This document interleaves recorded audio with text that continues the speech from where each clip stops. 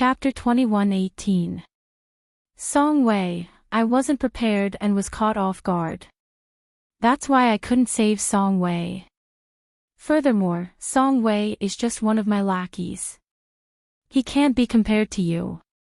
As long as you are willing to tell me, I promise to protect you. Chu Tianyu slowly raised his head and looked at Chu Xinyan. His voice was weak and hoarse. I can tell you Yi Liangchen's identity, but I want to see my mother first. Chu Xinyan frowned. Tell me Yi Liangchen's identity first, then I will let you see your mother. Chu Tianyu gritted his teeth and revealed a stubborn and pleading expression. If I reveal Yi Liangchen's identity, I might be killed by the 6-star order. Father, before I die, at least let me see my mother and make sure she is safe.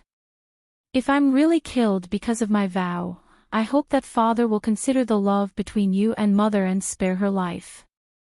Chu Xinyan pondered for a moment as if he was hesitating. In the end, he sighed and said, "Yuer, do you not trust your father that much? Fine, I will let you see your mother. Qian Wei, Xiao Xiong, come in." Just as Chu Xinyan finished speaking, 2 out-of-body stage cultivators pushed open the door and respectfully bowed to Chu Xinyan. Bring the prince to see the madam. Chu Xinyan's cold gaze swept across the two and said, "Remember, you must take good care of the prince and madam. 2 hours later, bring the prince back to this room.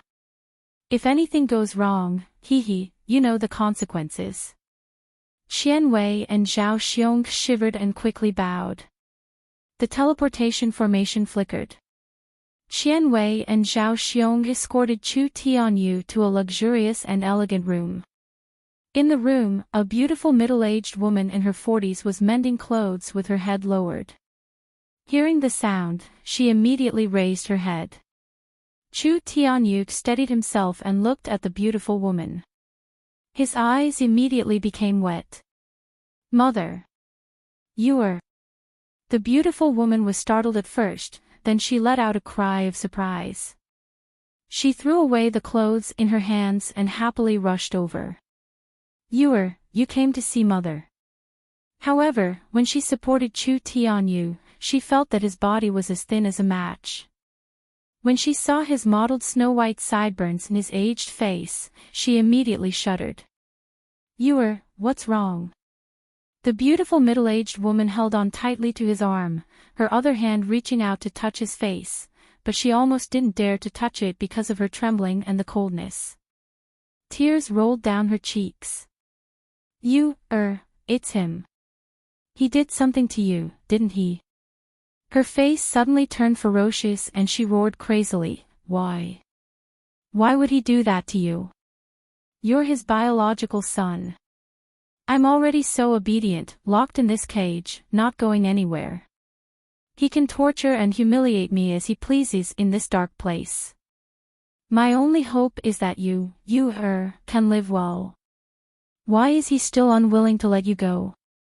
Chu Tianyu felt as if his heart was about to explode. In the past, whenever he had come to this private room to see his mother, she had always behaved in a serene and elegant manner. He seemed to be very satisfied with this kind of life. But that was not the case. His mother endured all of this and showed a serene and peaceful smile. It was all for him, to make him feel at ease. Chu Tianyu couldn't bear it anymore. He suddenly reached out and pulled the beautiful middle-aged woman into his embrace. His hoarse voice, mixed with sobs, rang in her ears. "Mother, I don't want to endure that bastard anymore. Let's run away, okay?" Chapter 21:19. The beautiful middle-aged woman stiffened, her pupils shrank, and her lips parted, as if she wanted to say something. Chu Tianyu glanced at Zhao Xiong and Qian Wei on the side, and used an even lower voice to transmit his voice, "Mother, don't talk. Those 2 people were sent by father to monitor me. We must not let them see anything strange. In a while, you will greet me as usual, and do everything according to my instructions." The beautiful middle-aged woman's face was full of horror. But when she heard her son's hoarse voice, filled with despair and pleading, saying, "Mother, I want to leave that bastard and live a new life with you," the fear in her eyes immediately turned into the tenacity of a mother. Zhao Xiong and Qian Wei suspiciously glanced over, concentrating their spiritual energy on their ears. Chu Tianyu immediately smiled. "Mother, what are you talking about? How come I don't understand? I'm just too tired recently, so I'm a little tired. But father gave me a lot of elixirs, I believe I can recover after taking them." As he spoke, he glanced at the clothes that the beautiful middle-aged woman had just thrown away. "Mother, are those clothes made for me?" "Yes, yes. Look at me, I'm too happy to see you, so I'm confused, so I'm incoherent." The beautiful woman's face revealed a flawless smile, pulling Chu Tianyu to the bedside. "This is the new clothes that mother made for you, quickly try it on. If it doesn't fit, mother will change it for you." Her appearance was very much like a mother who finally saw her son after a long separation. In her eyes, there was only whether her son was warm or not, whether he was full or not, and everything else was thrown to the back of her mind. Zhao Xiong and Qian Wei relaxed, casually standing to the side. Looking at the mother and son, their eyes were full of contempt. Even if it's the Marquis's wife, so what? It's only on the surface. In fact, it's worse than them, the Marquis's men. But this Marquis's wife, although over 40 years old, because she's a cultivator, she still has tender skin and charm. That delicate skin made them want to drool just by looking at it. No wonder Lu Yu has been obsessed with her.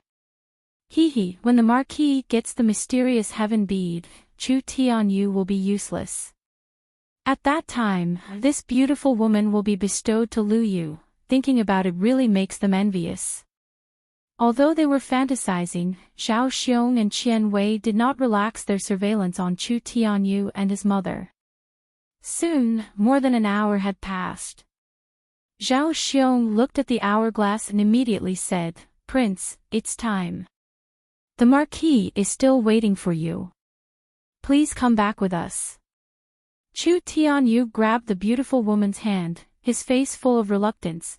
"It hasn't even been 2 hours, Mr. Zhao. I and my mother have finally reunited. Please let me stay a little longer. Crown Prince, this is not up to you and me. If we miss the timing, the Marquis's anger is not something that any one of us can bear." Zhao Xiong spoke politely, but his eyes were filled with disdain. The dignified crown prince was living like a dog, yet he still had to wag his tail and beg for mercy. Chu Tianyu revealed a dejected look and could only stand up and walk in the direction of the transmission array. The beautiful middle-aged woman's face was full of tears. She grabbed his hand and refused to let go. "You, stay with your mother for a while longer, okay? Mother, I'll come and see you later." "No, you, let me look at you again. And look at you." The two of them pulled and quickly arrived at the transmission array. The two of them were not surprised by this scene. Chapter 21-20. On the other hand, the middle-aged beautiful woman's tearful appearance made them lick their lips, revealing a greedy and longing expression. "Madam, the Marquis is still waiting for the prince, please let go." When Zhao Xiong grabbed the middle-aged beautiful woman, he also pinched her slender waist and buttocks. The middle-aged beautiful woman did not dare to resist at all except crying and glaring at him. Such a reluctant and welcoming gesture made the lust in Zhao Xiong's eyes even more intense. However, at the next moment, Zhao Xiong suddenly heard Chu Tianyu shout, "Mother, now!" Qian Wei and Zhao Xiong had no time to react to what, now. Zhao Xiong felt his waist being stabbed by something, and then his whole body was pushed out. The person who stabbed him was the beautiful woman he thought had no resistance. She only used an ordinary hairpin that had no spiritual power at all. Zhao Xiong pulled out the hairpin, furious, and was about to turn around and slap the woman. Qian Wei shouted in horror, "Not good, they're going to run." Zhao Xiong suddenly turned around and saw that the stack of talismans in Chu Tianyu's hand had just burned out. And the teleportation array below that should not have been activated without them lit up with a dazzling light. Chu Tianyu pulled the middle-aged beautiful woman into the teleportation array. Their figures slowly distorted in the teleportation array, faintly discernible. Zhao Xiong and Qian Wei felt their scalps go numb when they saw this scene.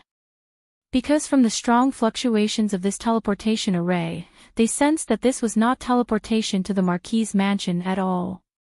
The intensity of the teleportation array was definitely much farther. And once Chu Tianyu and the beautiful woman were teleported away, Chu Tianyu would destroy the other side's array. They would be like fish in the sea, nowhere to be found. The two of them almost simultaneously remembered Chu Xinyan's warning when they escorted Chu Tianyu. Chu Tianyu had not yet revealed Yi Liangchen's identity. If they escaped like this, they would live a life worse than death, 100 times more miserable than Chu Tianyu's. Zhao Xiong's eyes flashed fiercely, and he shouted, "Let's chase." He rushed into the teleportation array that was still flashing like lightning. Qian Wei hesitated for a moment. If Chu Tianyu destroyed the array during the teleportation, they would die without a burial place. But when he thought of Chu Xinyan's punishment, he gritted his teeth and followed. Dragon Soaring Academy, Tianlang Palace. Mu Yan comes out of the inheritance space and gives a good stretch. She glanced at Xiao Bao, who was sleeping soundly on the bed, and lowered her head to kiss his rosy cheeks. Only then did she turn around and leave the room. Little junior sister, it's so late, why haven't you slept? Mayan says, I've been learning how to refine elixirs recently, and I'm still lacking quite a few elixirs that I can't buy in Divine Elephant City. I heard that there are many rare spirit herbs in the back mountain of Soaring Dragon, but they are usually guarded by high-level demon beasts. That's why I'm planning to collect some overnight. These days, Mu Yan is like a spinning top, so busy that she's going crazy. Every day, little martial uncle would assign him tasks to practice his swordsmanship. He also had to listen to the lectures of some high-level cultivators at the Deer Cry banquet. He also had to complete the alchemy task assigned by his 9th master in the inheritance space. He really wished that he could turn 2 hours into 100 hours every day. However, the improvement was also significant.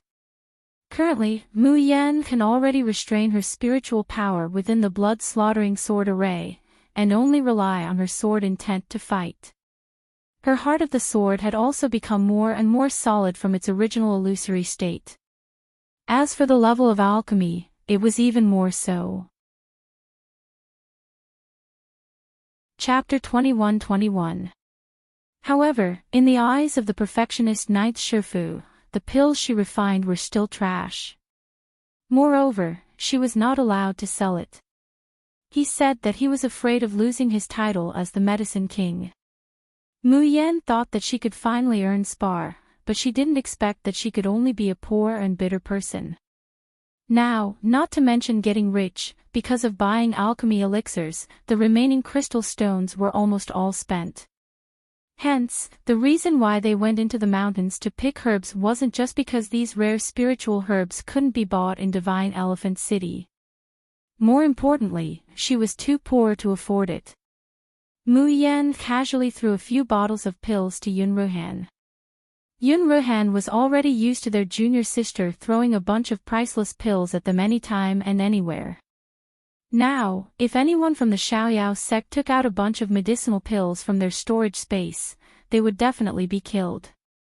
It could definitely scare people to death. They had so many yuan strengthening pills that cost tens of thousands of crystals that they played with them like marbles and ate them like candy. Not to mention the priceless Shi Yuan Dan. There was also the legendary bottleneck breaking pill that others had never seen before. Over here, They were all picky, deciding which pill to eat first based on its shape and luster. As for pill toxins, don't joke around. Not to mention that Mu Yen can refine a lot of high-grade water element pills. Just by relying on the Shin musician's skill, mist dispersing clouds, he can directly remove the pill poison without any side effects. Yun Ruhan doesn't feel any psychological burden as he accepts the elixir that Mu Yen threw to him. He warmly says, "Thank you." Mu Yen asked curiously, "It's already so late, why hasn't eldest senior brother rested yet?" Yun Ruhan looked at the night sky and frowned slightly. Little Seven said he was going to the back mountain of Longting to look for materials to refine puppets, but he hasn't returned yet. I'm a bit worried. Mu Yan is also a little surprised. It's already so late, why hasn't Luoyu returned? Was he in danger? Eldest senior brother, don't worry. Mu Yan smiled, I'll go pick some herbs and bring Xiao Qi back. Eldest senior brother, you know that it's much easier for me to find people in the forest than it is for you guys. The effect of myriad plants resonating allowed her divine sense to cover a large area of the forest. Of course, it would be much easier to find people. Yun Ruhan knows that Mayan has many unimaginable abilities. This was her secret, and no one in the Xiaoyao school wanted to know. In fact, everyone in the Xiaoyao sect had their own secrets. Yun Ruhan nodded and smiled. Then I'll have to trouble you, junior sister. Xiao Qi, when he comes back, I must let him know that staying out at night is not an acceptable behavior. Mu Yan looks up to see Yun Ruhan's kind smile, but she shudders. He silently mourned for Luo Yu 100 times in his heart. In the carefree sect, everyone knew that no matter who they provoked, they couldn't afford to provoke eldest brother. Otherwise, they would die miserably. Purple Cloud World, at the bottom of a remote valley behind Longting Mountain. It was late at night, and this place was so quiet that even birds and beasts rarely set foot here. But at this moment, a white light suddenly shone. Chu Tianyu and the beautiful woman supported each other as they stumbled onto the grass. The dizziness and the impact of the spiritual energy caused by the teleportation array caused their faces to turn pale and their stomachs to churn. But Chu Tianyu didn't even have time to catch his breath. He immediately took out the scarlet flame sword and fiercely chopped at the ground where the formation was constructed. However, he was still a step too late. Just as the sword chi touched the grass, there was another flash of light. Zhao Xiong's figure staggered out. However, when Zhao Xiong came out, the sword chi had already cut through the teleportation array. The teleportation array twisted and fluctuated, like a sharp blade, fiercely cutting Zhao Xiong's body. Chapter 21-22. Zhao Xiong screamed as a large hole appeared on his abdomen. Blood gushed out and spiritual energy leaked out. Chu Tianyu ruthlessly stabbed forward. Zhao Xiong hurriedly dodged the sword light. He casually took out a pill and stuffed it into his mouth. Chu Tianyu no longer cared about chasing after him. He turned around and wanted to continue destroying the array. But how could Zhao Xiong let him do as he wished? This time, he did not retreat but advanced and entangled Chu Tianyu. At this time, Qian Wei's figure was faintly discernible on the teleportation array. Even though he was covered in cuts and bruises from the distorted teleportation array, he obviously would not die. Chu Tianyu and the beautiful woman could be said to be dead for two leaving body realm cultivators. The beautiful middle-aged woman looked at Chu Tianyu who was entangled by Zhao Xiong. Suddenly, her eyes burst out with determination and ferocity. She suddenly turned around and rushed into the teleportation array. The hairpin in her hand ruthlessly slashed at the grass. Ah! Two screams sounded at the same time. The beautiful woman was bounced several meters away by the teleportation array. Her body was covered in countless wounds, deep to the bone.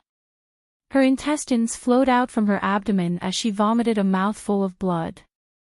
Qian Wei, who was originally in the teleportation array, was even more miserable. He was directly cut into 17 or 18 pieces by the distorted space. He did not even make a sound before he died. Mother! Chu Tianyu let out a mournful cry and threw himself in front of the beautiful woman. His crimson eyes were filled with tears. Mother, don't scare me. Don't scare me, okay? It was extremely difficult to destroy an active teleportation array. If one's physical body rushed into the teleportation array, they would be torn apart. If ordinary magic treasures entered the teleportation array, they would be instantly destroyed. Chu Tianyu could destroy it because he had the divine artifact Scarlet Flame Sword in his hand. But the beautiful woman did not have anything on her. She only had a weak body and a strong desire to protect her son. The beautiful middle-aged woman opened her eyes in a trance. Her blurred eyes looked at her son who was very close to her. She trembled as she reached out to touch his face. Her bloody hand stuck the blood on Chu Tianyu's face. The beautiful woman wanted to retract her hand, but Chu Tianyu firmly pressed it down. Mother, you promised me that you would escape from that bastard Chu Xinyan with me. You said that you wanted to start a new life with me. I'm sorry. The middle-aged woman's lips trembled with difficulty. It's all Mother's fault for dragging you down. Mother can only help you, this is all. You have to live well, no.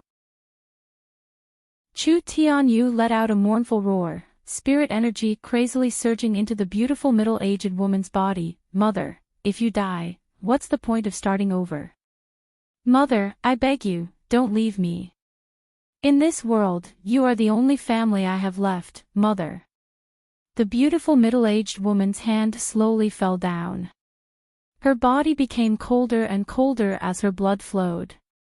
Chu Tianyu's eyes widened, and his tears dried up. His throat seemed to be blocked by something, and he could no longer make a sound. The world that belonged to him, which was already on the verge of collapse, was completely collapsing. And at this time, Zhao Xiong had already treated the wounds on his body, and furiously flew towards Chu Tianyu, thrusting his sword. Both he and Qian Wei were leaving Aperture Realm cultivators. Among Master Ho's trusted subordinates, their cultivation and status were the lowest. But no matter how low they were still leaving Aperture Realm cultivators. The two of them simply did not put Chu Tianyu, a Jindan brat, and the beautiful woman, a fasting realm cultivator, in their eyes. Who knew that they would be pecked in the eye by the goose? The two of them almost died in Chu Tianyu's hands. Chapter 21-23.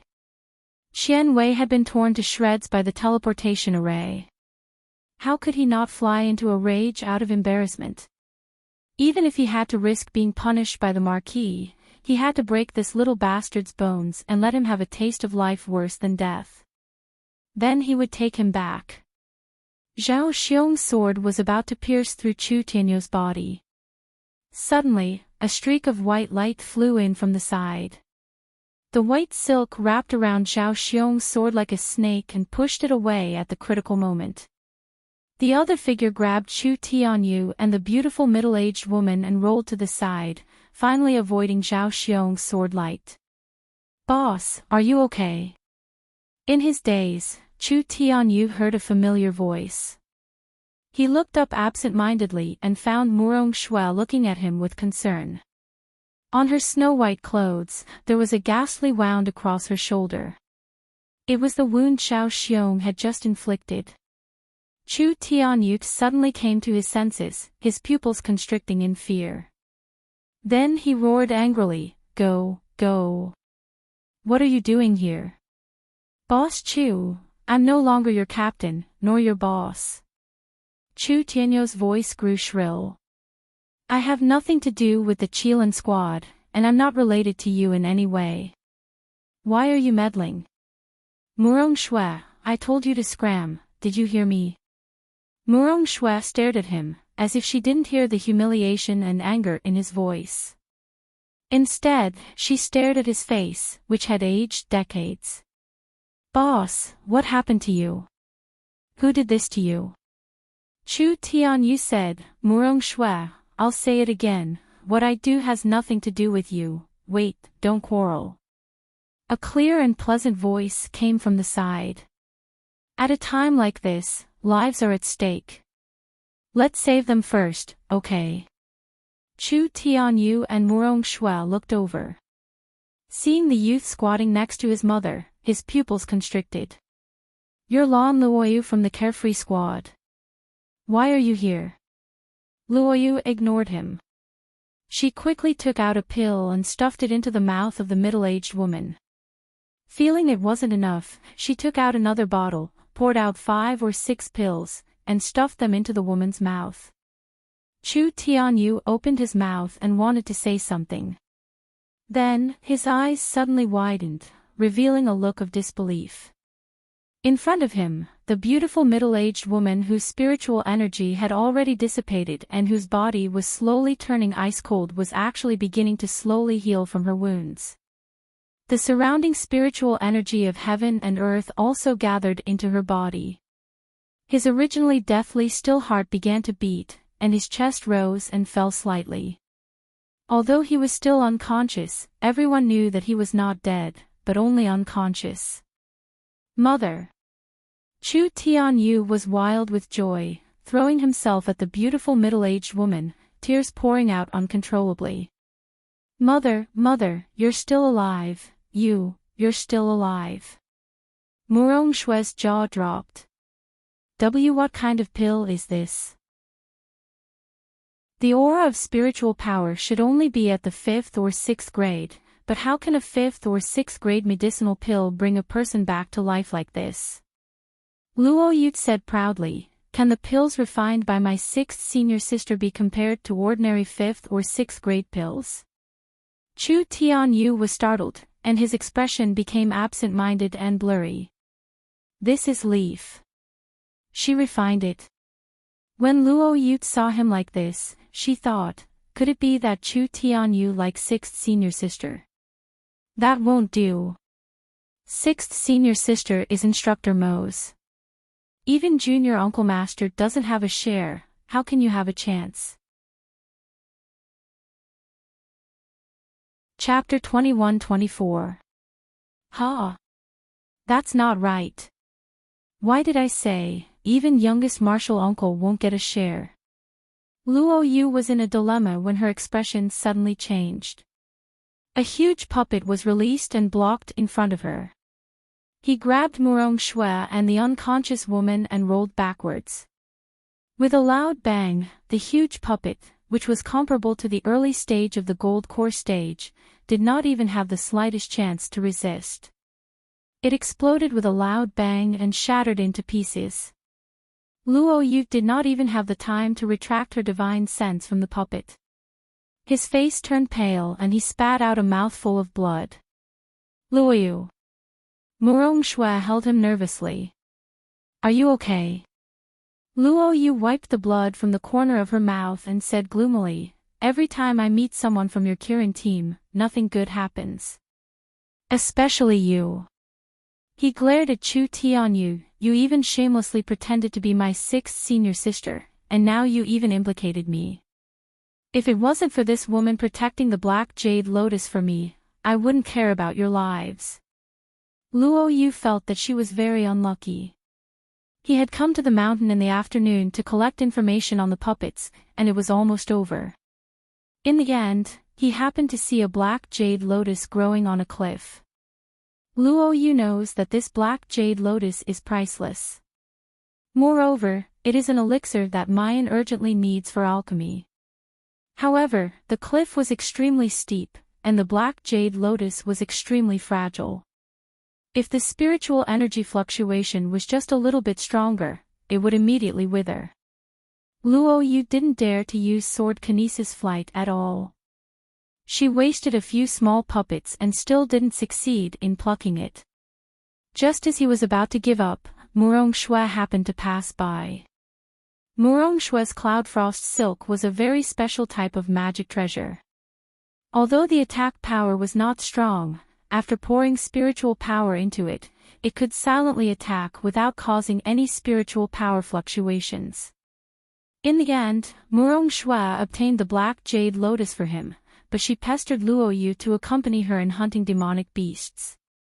Since Luo Yu was indebted to him, she could not bear to give up on the Black Jade Lotus, so she could only agree.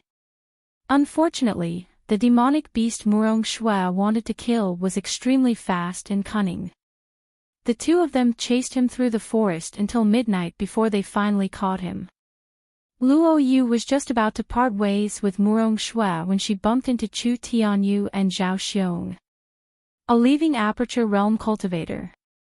Even if the three of them tied together, they were absolutely not Zhao Xiong's match. Take my mother away, I'll stop him.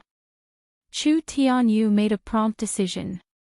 His whole body ignited with spiritual power and stood in front of the three. Zhao Xiong laughed loudly and casually slashed with the sword in his hand. Stop me. You. Ha ha ha. You bunch of little bastards, none of you are allowed to leave. The flying sword chopped down, but what attacked was not a sword ray, but a sword net that covered the sky and covered the earth.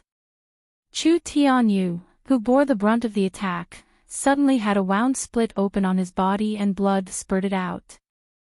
Luo Yu and Murong Shui weren't much better off. Their bodies were riddled with wounds. Murong Shui tossed out the white silk in her hand, which suddenly turned into a giant flying silk. She shouted, "If we're leaving together. Quick!"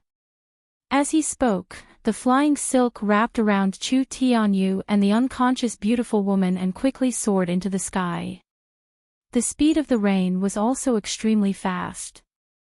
The hundreds of puppets in his hands were thrown out as if they were free, blocking Zhao Xiong's path. He leaped onto the flying silk and shouted, "Go!" The white flying damask shot out like a bolt of lightning, speeding towards the Dragon Soaring Academy. As long as they could escape into the Dragon Soaring Academy, as long as they could alert the instructors of the Dragon Soaring Academy, they would still have a chance of survival. However, the sound of puppets exploding could be heard from behind them.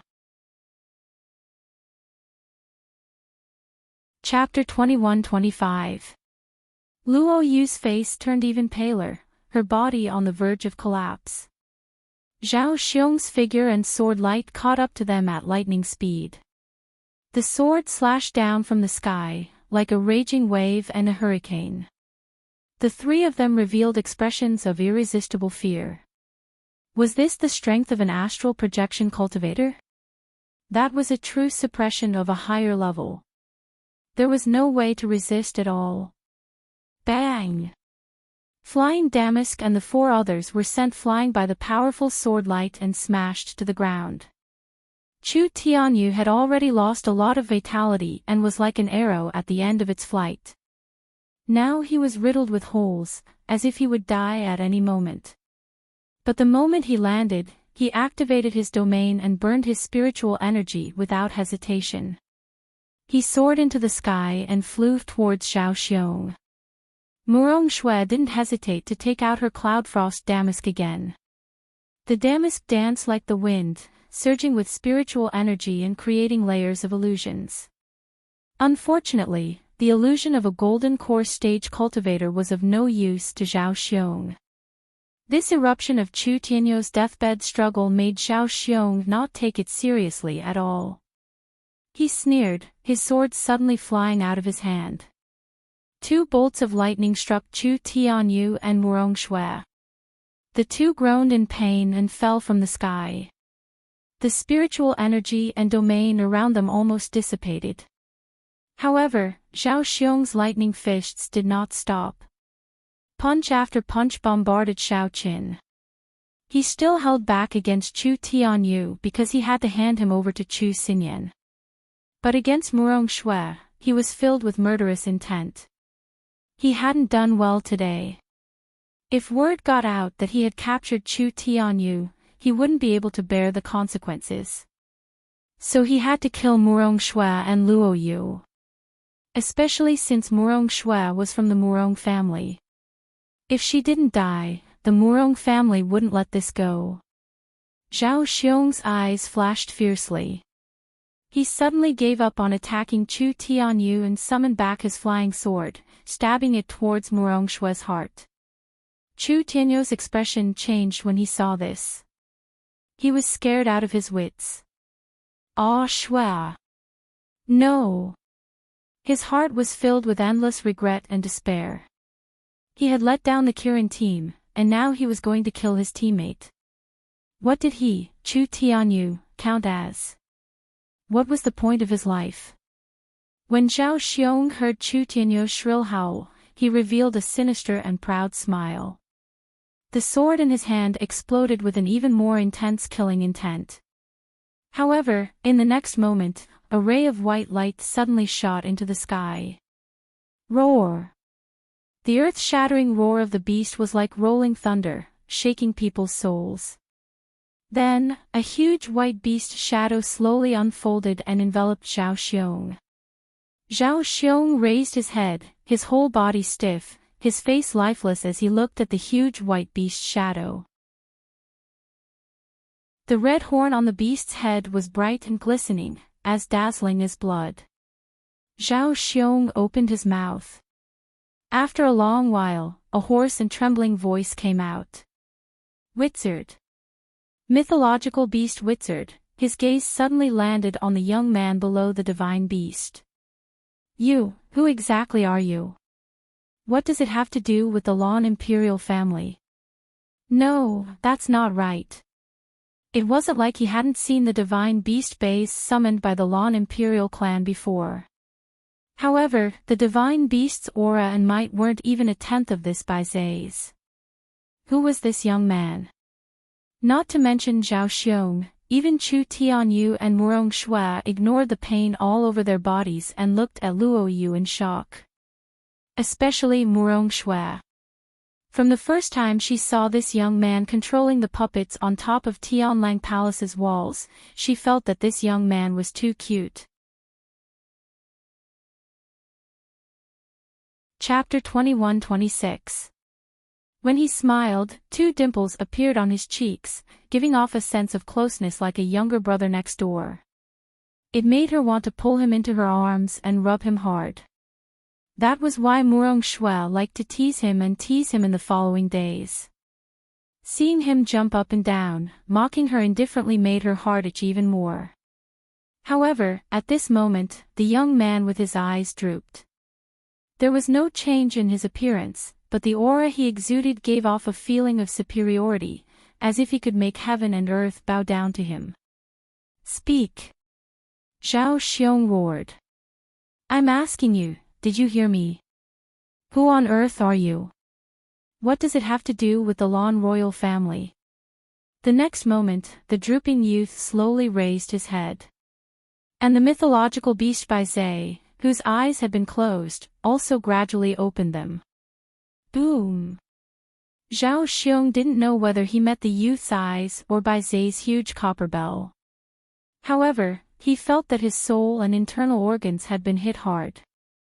Bai Zai looked down at him coldly from above. It slowly raised its left foreleg and slapped towards him.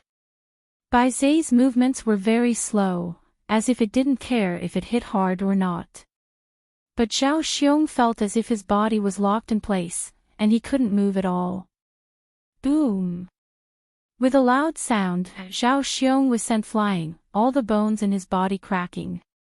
He screamed and fell heavily to the ground. He spat out a mouthful of blood and couldn't get up for a long time. Murong Shui licked her lips and looked at Luo Yu in a daze. So powerful. Zhao Xiong was an astral projection cultivator, yet he was sent flying by Bai Zai summoned by Lan Luo Yu. They had seen the Lan royal family summoned by Zhe before, but it didn't have this kind of power. You and the Lan royal family. Before Murong Shui could finish, Luo Yu's body suddenly swayed and she fell down. Bai Zhe, who was in the sky, let out a low roar and quickly returned to Luo Yu's body. Luo Yu! Murong Shui and Chu Tianyu rushed over and helped her up. But they found that Luo Yu's eyes were tightly shut, her face pale, and even her lips pale. Her spiritual power was almost completely depleted. Murong Shui hurriedly took out a spirit-replenishing pill and was about to feed it. Suddenly, Chu Tianyu's expression changed greatly, and he swiftly withdrew the crimson flame sword. Immediately after, a large hole burst open in his chest. Blood and flesh splattered everywhere, and his entire body was sent flying. "Captain!" Murong Shui cried out in alarm. She slowly turned around and saw Zhao Xiong walking towards them, his face pale and covered in blood.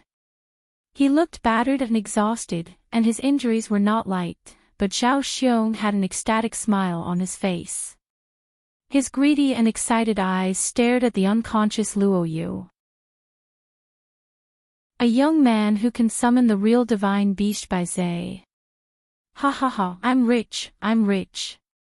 As long as I can bring you back, not only will I be punished, I'm afraid the Marquis will reward me greatly. Murong Shui hurriedly took out her cloudfrost damask and placed it in front of Luo Yu. However, as Zhao Xiong walked closer and closer, he could feel the oppressive might of a leaving aperture realm cultivator emanating from him.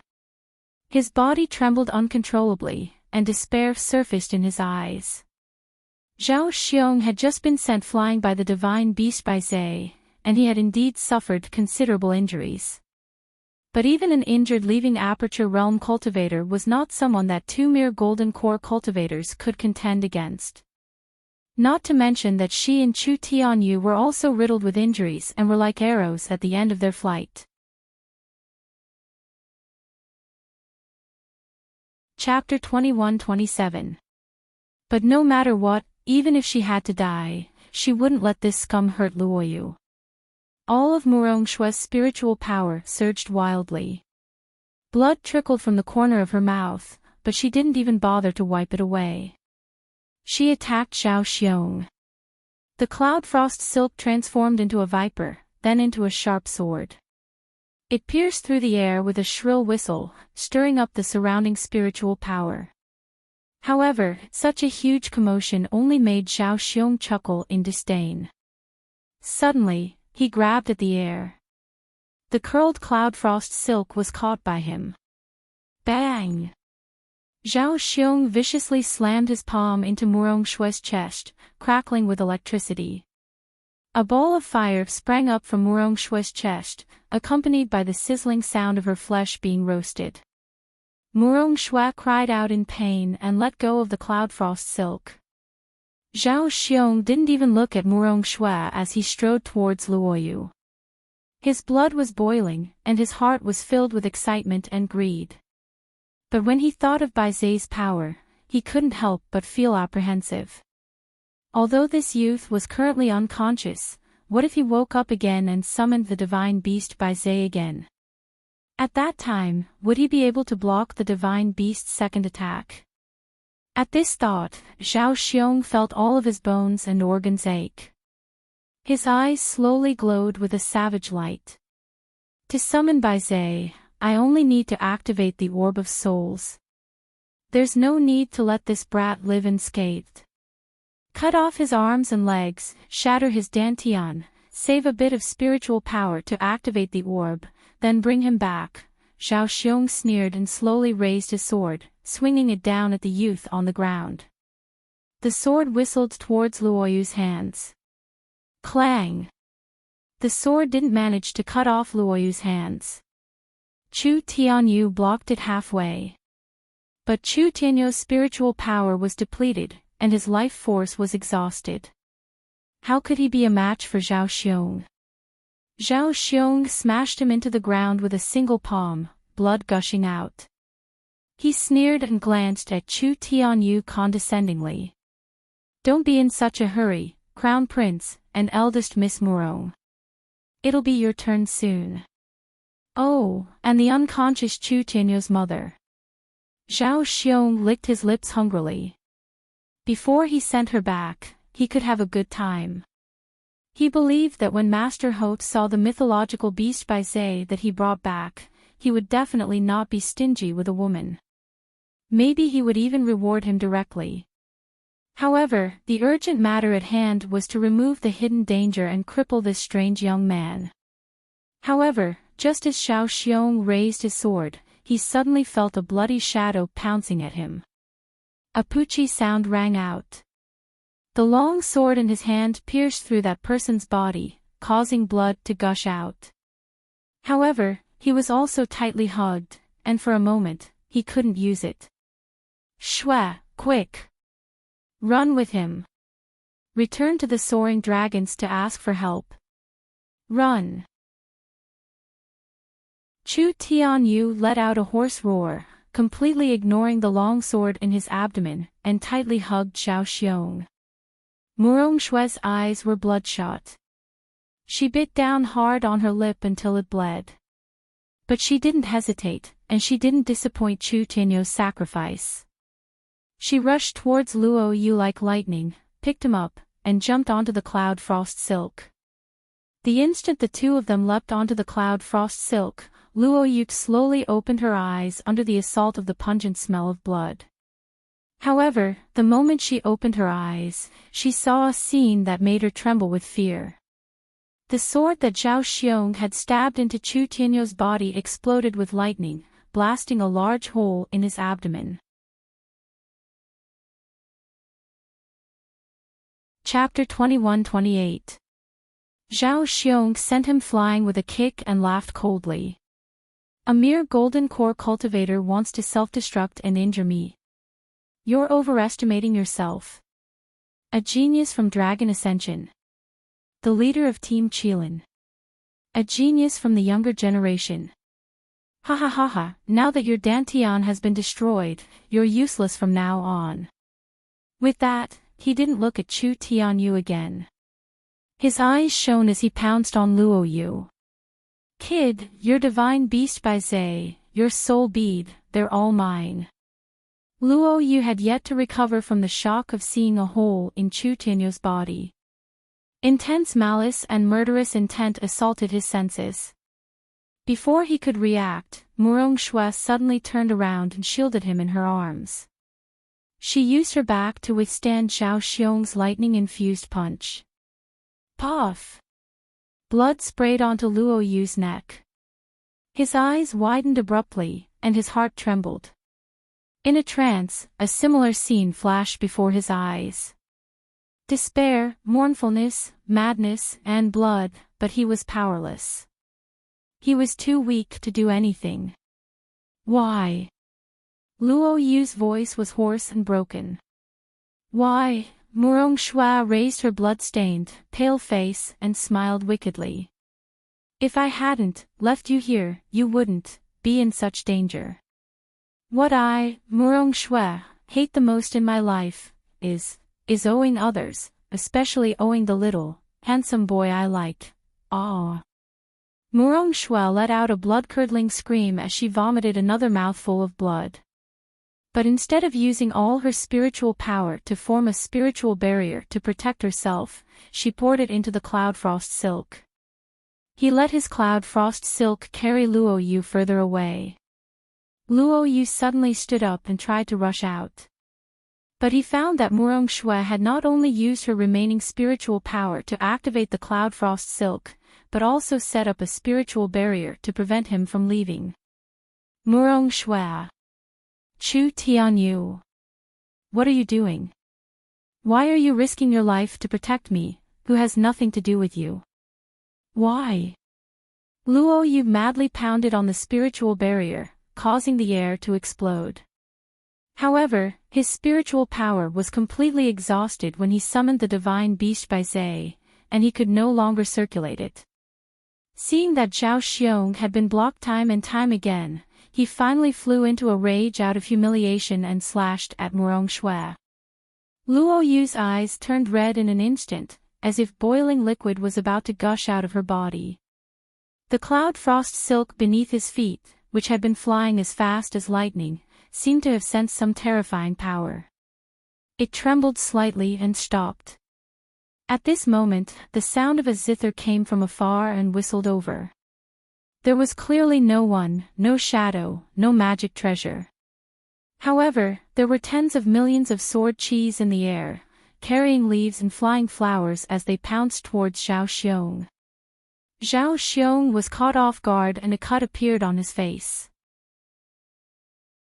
The poison on the leaf seeped into his body, causing his movements to stagnate. He had no choice but to stop killing Murong Shui. Who is it?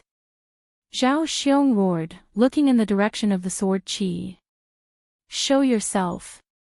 Up in the sky, Luo Yu heard the music and saw the sword rain formed by the falling leaves.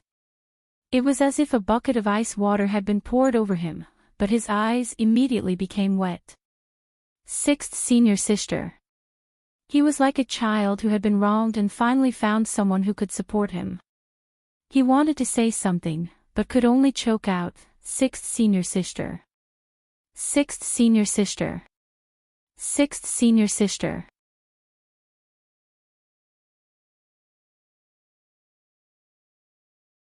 However, Mayan's next words caused him to be stunned. Seeing that you protected little Seven, there's no harm in me saving your life. But in this way, you owe me even more.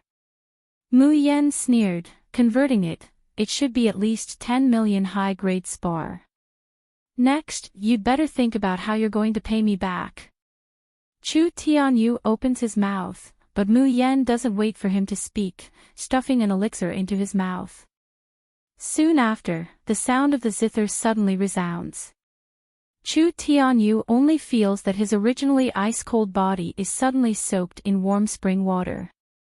Blurred for a long time, a beautiful dream that he never dared to hope for, wraps around his soul little by little, making him intoxicated. Chapter 2130.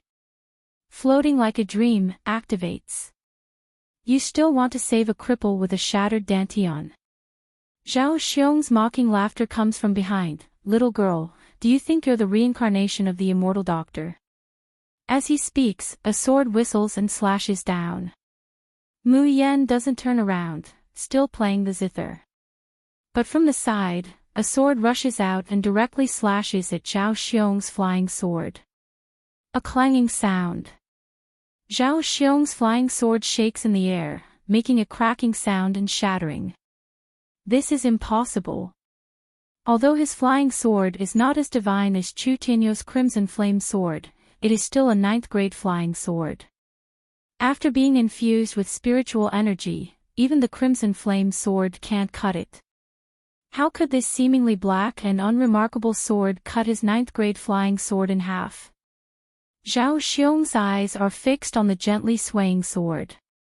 When he sees that plain and inconspicuous sword slowly flying to the hand of the 5-year-old child, he can't help but widen his eyes in shock. So, the one who cut his 9th-grade flying sword is a 5-year-old child? Who is he? However, Zhao Xiong quickly comes back to his senses. Just now, he was really shocked. But now he finds out that this child is very powerful enough that he shouldn't be at his age. But in the end, his cultivation is only at the gold core stage. Di Mingju previously covered up Xiao Bao's immortal physique and pseudo-immortal realm. 1, 2, 3, 4, so what if it's 4 gold cores? In his eyes, they are just a group of ants that can be crushed at any time. Zhao Xiong doesn't take out another magic weapon, but directly clenches his right hand into a fist. Crackling thunder flashes around his fist. His figure suddenly disappears, and when he reappears, he's already in front of Xiao Bao. Xiao Bao's blue eyes suddenly widen. At this moment, he also feels the power and terror of an out-of-body stage cultivator. That speed, that rolling spiritual energy, makes him feel like he can topple the mountains and overturn the seas, and is unstoppable. Little master, retreat. Bai Xia's voice comes to his ears. Xiao Bao's figure flashes, and in the nick of time, he takes a step back and fiercely swings the Bai Xia sword in his hand. Boom! There was a violent impact, and Xiao Bao was sent flying several meters away by the shock wave before he managed to stabilize himself. The evil warding sword in his hand glowed with a dark red light. This was the energy that Bai Xia had taken on the young mistress's attack that was beyond its limit. Zhao Xiong did not retreat. Instead, he looked at the sword in Xiao Bao's hand in shock. How could this be? Isn't this the Bixia sword that the Marquis has nurtured for hundreds of years? Why is it in your hands? If one were to say that Zhao Xiong was greedy when he saw Bai Zhe in the rain, then when he saw the Bixia sword, he was so excited that his breathing became erratic. Evil warding sword. That was the evil warding sword that Master Ho had been looking forward to for hundreds of years. Master Ho flew into a rage when he heard that the Bixia sword was taken away and that Di Yudao was killed. Unexpectedly, the evil warding sword was in the hands of a 5-year-old child. Furthermore, it was clear that it no longer had any demonic aura and could be controlled. Zhao Xiong was so excited that his whole body was trembling. Without thinking, he reached out to grab Xiao Bao. He was going to bring this strange kid and the evil warding sword back to Master Ho. Ding dong.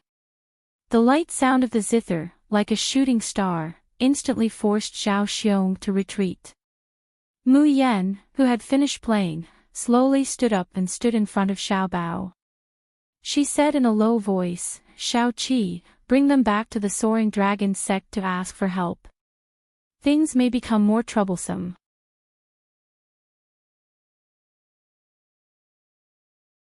Chapter 21-31. But sixth sister, you're alone. Luo Yu says anxiously. Before Mu Yan can speak, Xiao Bao already says loudly, "I'm not leaving." Xiao Bao wants to fight with Niangqin. Xiao Bao wants to protect Niangqin. Mu Yan lowers her head and meets a pair of clear, icy blue eyes. There's stubbornness, tenacity, and persistence in those eyes. Once they've made up their mind, they'll press forward with an indomitable and disdainful momentum.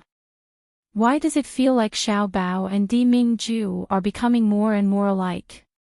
Especially those eyes. Mu Yan's mouth slowly hooks up into a shallow smile, and she looks at Luo Yu. "I'm not alone. Xiao Bao, today, mother and child, let's fight side by side." Xiao Bao's delicate little face suddenly blooms with a brilliant smile, and his whole person seems to come alive and beautiful.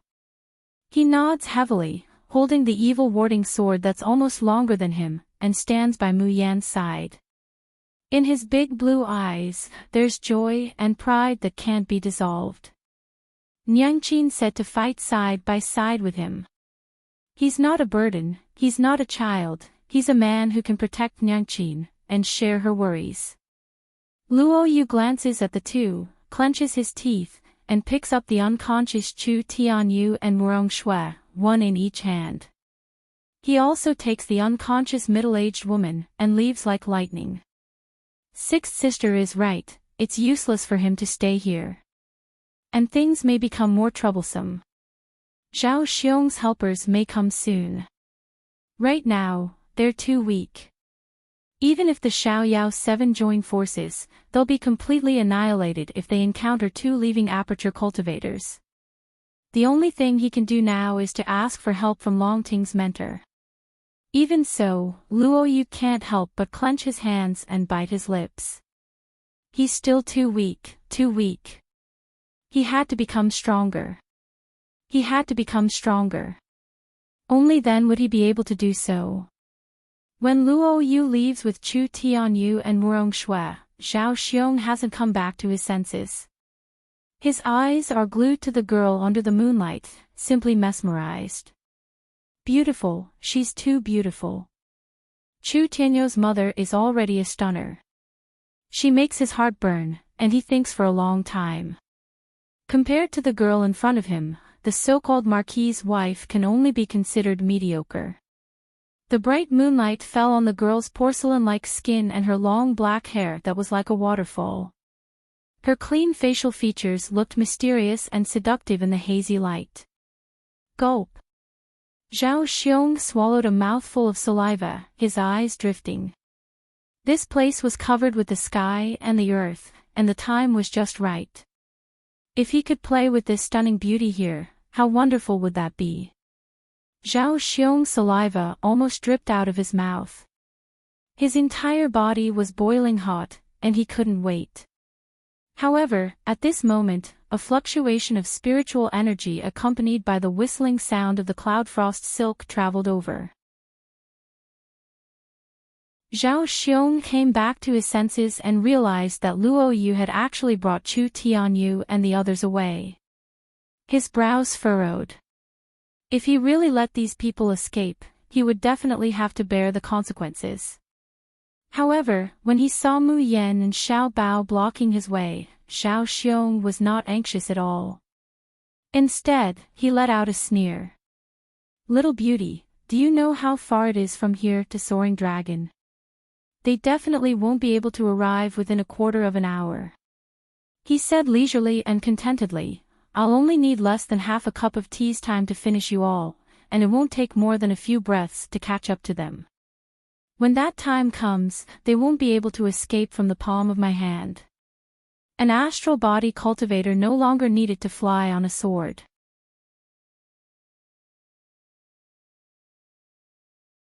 Chapter 2132. His divine sense could shrink several miles into the ground. Although it consumes a lot of spiritual power, its speed is several times faster than a flying magic weapon. Therefore, Zhao Xiong really isn't worried. The girl blocking him is only at Gold Core stage, and even at the first rank. Zhao Xiong feels that even if he is carefree, crushing her to death would be like crushing an ant. Of course, he can't bear to crush such a delicate beauty to death. After a while, he'll make her faint, and then catch those little bastards, then he can properly enjoy himself. As for Xiao Bao, who is standing next to Mu Yan, Zhao Xiong doesn't even put him in his eyes. He's just a baby, so what if he has the Bixia sword? And the Bixia sword will soon be his too. Thinking of the great contribution he's about to make today, Zhao Xiong's heart is filled with pride and excitement. Even the tone of his voice when he speaks to Mu Yan has become soft and gentle. Little beauty, are you a student of Longting? Do you know who I am, and what is my cultivation? As he speaks, a demon binding rope appears in his hand, and he gently lashes it like a whip. There's a snap. A huge blue stone in the distance immediately explodes into powder. Zhao Xiong looks over and sees that under the moonlight, the girl's beautiful eyes are wide open, looking at the cracked blue stone. Her sparkling and translucent skin appears even paler. He thinks it's because she's afraid, and he can't help but become more proud. You'd better think clearly about what will happen to you if you oppose me. On the contrary, if you're willing to follow me, I promise that in the future, you'll eat and drink well. Moreover, your days will definitely be more ecstatic than now. Zhao Xiong can't help but reach out to touch the girl's smooth and flawless face. The girl casually took a step back and dodged his hand. Zhao Xiong isn't annoyed. He knows that this woman will soon have no other choice but to cry and beg for mercy and favor. But very quickly, his face suddenly stiffens. Xiao Bao. Mu Yan only softly calls out these two words.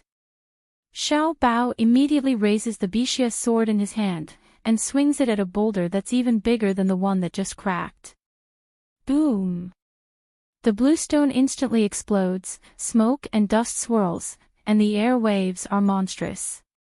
Mayan looks at Zhao Xiong with a smile that isn't a smile. Take a guess, what is my son's identity, and what is his cultivation? Zhao Xiong looked at the 5 or 6-year-old child, who looked at him with a mocking gaze. His face turned green and white. Just a moment ago, he was still very proud of his deterrence. In the blink of an eye, a little child was gone.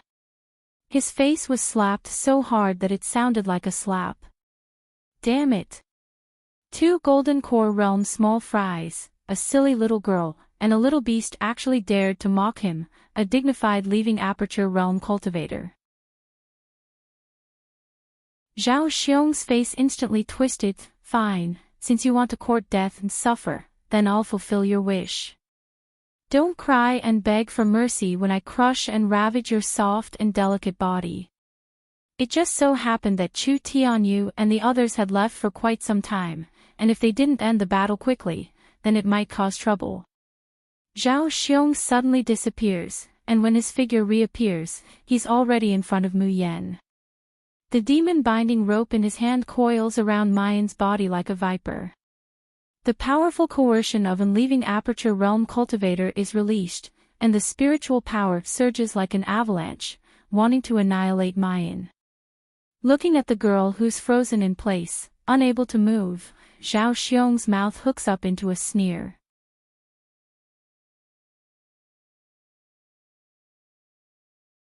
Chapter 2133. The demon binding rope spins around, and hangs down to the ground. It's empty inside, nothing is tied up. How could this be? Where is she? In the next moment, Zhao Xiong suddenly feels a strong sense of unease.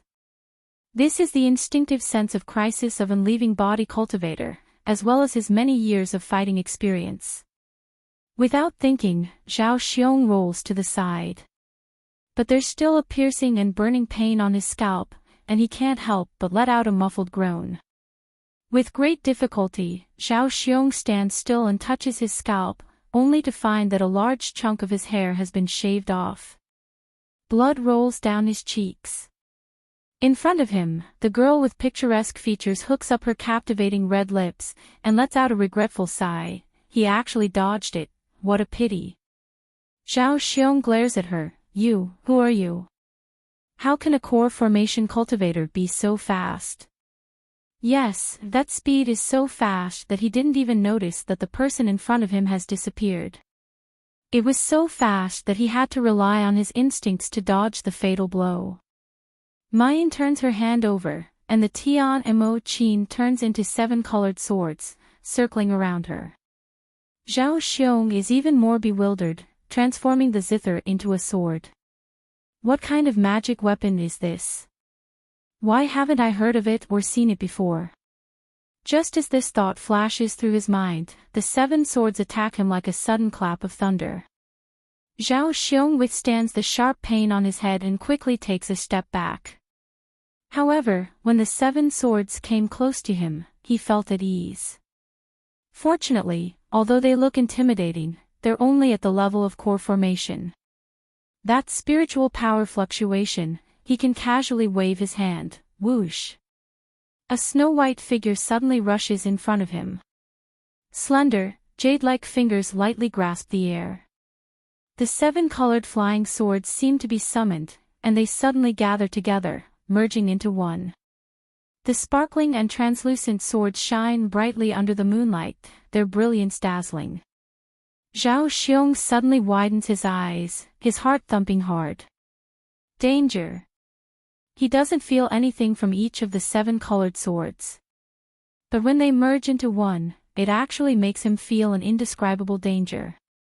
Without thinking, Zhao Xiong quickly retreated with his snake-like footwork, avoiding the 7 absolute sword. At the same time, he takes out a giant axe from his storage ring, and with an unrestrained imposing manner, he ruthlessly cleaves it towards Mu Yan. At this moment, Zhao Xiong finally didn't dare hold back and didn't dare to have any charming thoughts. This was because he discovered that this seemingly frail young girl before him was actually so powerful. He was actually much stronger than Chu Tianyu at his peak. Who was this girl? Zhao Xiong barely escaped the fatal blow of the 7 absolute swords. The giant axe in his hand danced vigorously, and thunder rumbled. The girl, who had been charging forward with indomitable will, was forced to retreat. Just as he was about to heave a sigh of relief, his pupils suddenly shrank. His body quickly moved to the side, but a sharp pain still came from his back. Ah! Zhao Xiong let out a shrill scream and looked down. A black long sword pierced through his lower left abdomen. Black air that was tainted with blood was devouring his spiritual energy, blood, and soul non-stop, as if it were going to suck him dry. This is the Bixia sword. Zhao Xiong tumbled and crawled away, fleeing 100 meters away. Only then did he turn his head to look back in horror. He saw that behind the place where he had just been standing, there was a little doll carved from jade. Expressionlessly, he retrieved the black long sword and returned to Mu Yan's side.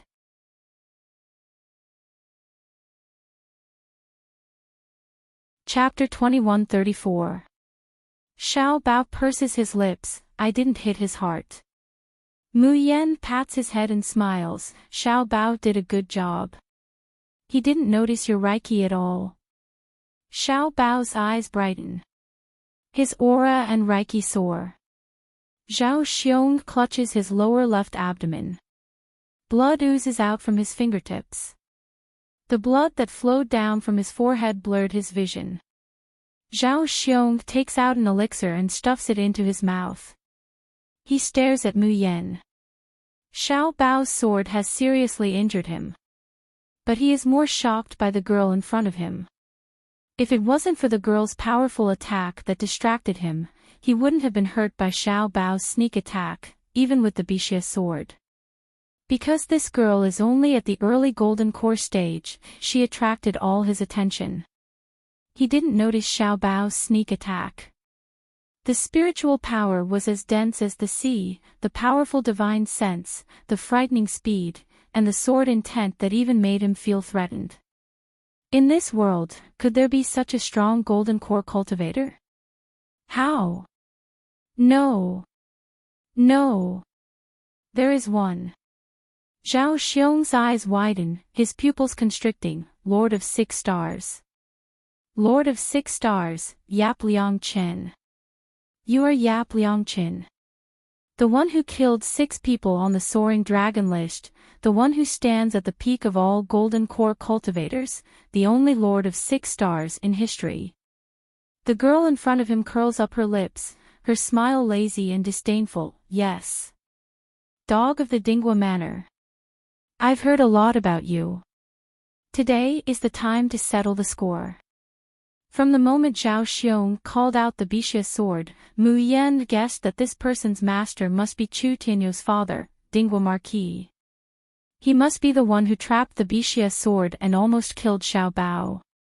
He was the one who ordered Di Yudao to carry out the inhumane Zhao Tianshou experiment, causing Yao Guang and Su Yiluan to be separated by life and death. When Tian Haiba was struggling on his deathbed, he still wanted to release the fire beacon paper crane. The person he wanted to send the message to should also be this Marquis of Dingwa. Mu Yan's eyes darkened. The grudges between him and this Dingwa Marquis were truly numerous. There was no rush. There would come a day when everything would be accounted for, one by one. Zhao Xiong stared at her in disbelief. So you were the one who destroyed Zhao Tianshou's experiment and caused the Bixia sword to be lost. How dare you? Do you know what happens to those who go against Marquis? Mu Yan raises her eyebrows and is about to speak. Xiao Bao spoke in his crisp, childish voice, enunciating each word in a sonorous voice. Do you know who my daddy is? Offending my mother is the same as offending my father. Do you know the consequences of offending my father? Mu Yan, baby, why didn't I know that you admired your father so much? Usually, when they met, he would be at loggerheads with him, but now, he was even more nimble than him in using the tiger's skin. Mu Yan held the 7 absolute sword in her hand horizontally. Under Zhao Xiong's bewildered gaze, she sneered, "So much nonsense. Are you going to fight or not? If Vice Dean Kong comes in a while, you won't even have the chance to escape." Zhao Xiong stared blankly at first, then he showed an incredulous expression. Shouldn't she be stalling for time, even selling her body until Chu Tianyou's request for help was successful?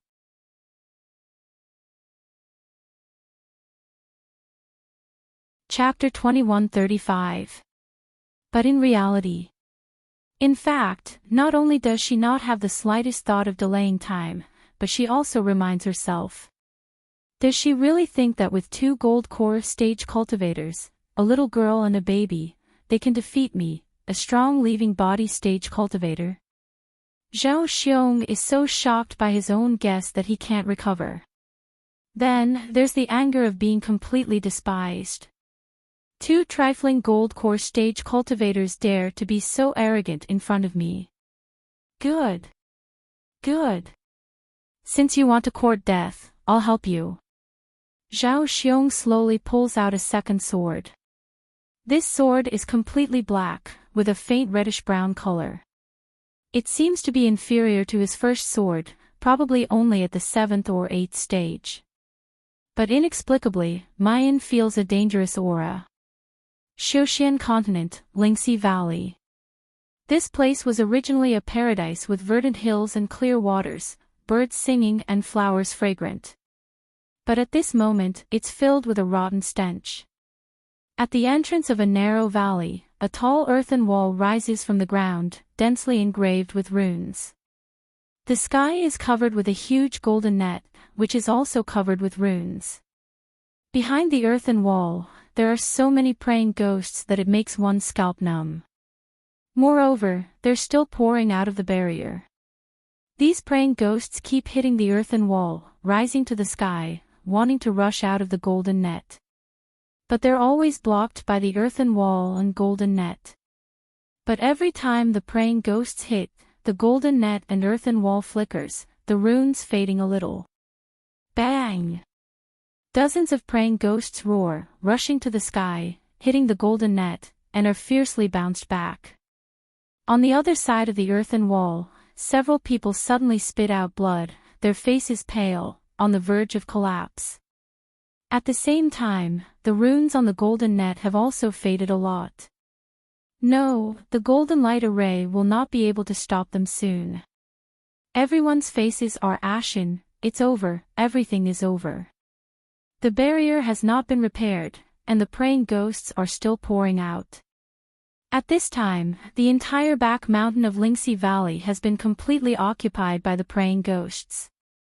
The only thing they can defend is this narrow valley. Once this valley was breached, then all the people in Spirit Rhino Valley, including all the living beings in the cities adjacent to Spirit Rhino Valley, would become food for the praying ghosts. Moreover, this disaster would soon spread to the entire Xiuxian continent. More and more ghouls gathered in the valley, and there was no time to repair the runes on the earth wall and the golden net. Everyone's heart was filled with despair. At this moment, someone suddenly pointed to the north and shouted, "Look, who's that?" In the sky, a tall figure suddenly appeared above everyone's head from 100 miles away and slowly descended. On the other side of the mud wall, the roars of the poltergeist shook the sky. On the other side of the mud wall, there was complete silence. Everyone stared blankly at the person who had suddenly appeared, unable to believe their eyes. "Emperor, Emperor!" Someone called out in a trembling voice. There were even quite a few people from Spirit Rhino Valley whose eyes instantly turned red. Their mouths opened as if wanting to say something, yet not a single word came out. They all knew that many years ago, Spirit Rhino Valley belonged to the Polar Domain. However, after the current Spirit Rhino Valley's Valley Master He Qiming succeeded the position, he suddenly announced that he would leave the Polar Domain and submit to the Nether Domain. At that time, many people strongly opposed it, but they were all suppressed by He Qiming's thunderous methods. In the end, the Spirit Rhino Valley and the surrounding cities all became the territory of the Nether Realm. But now,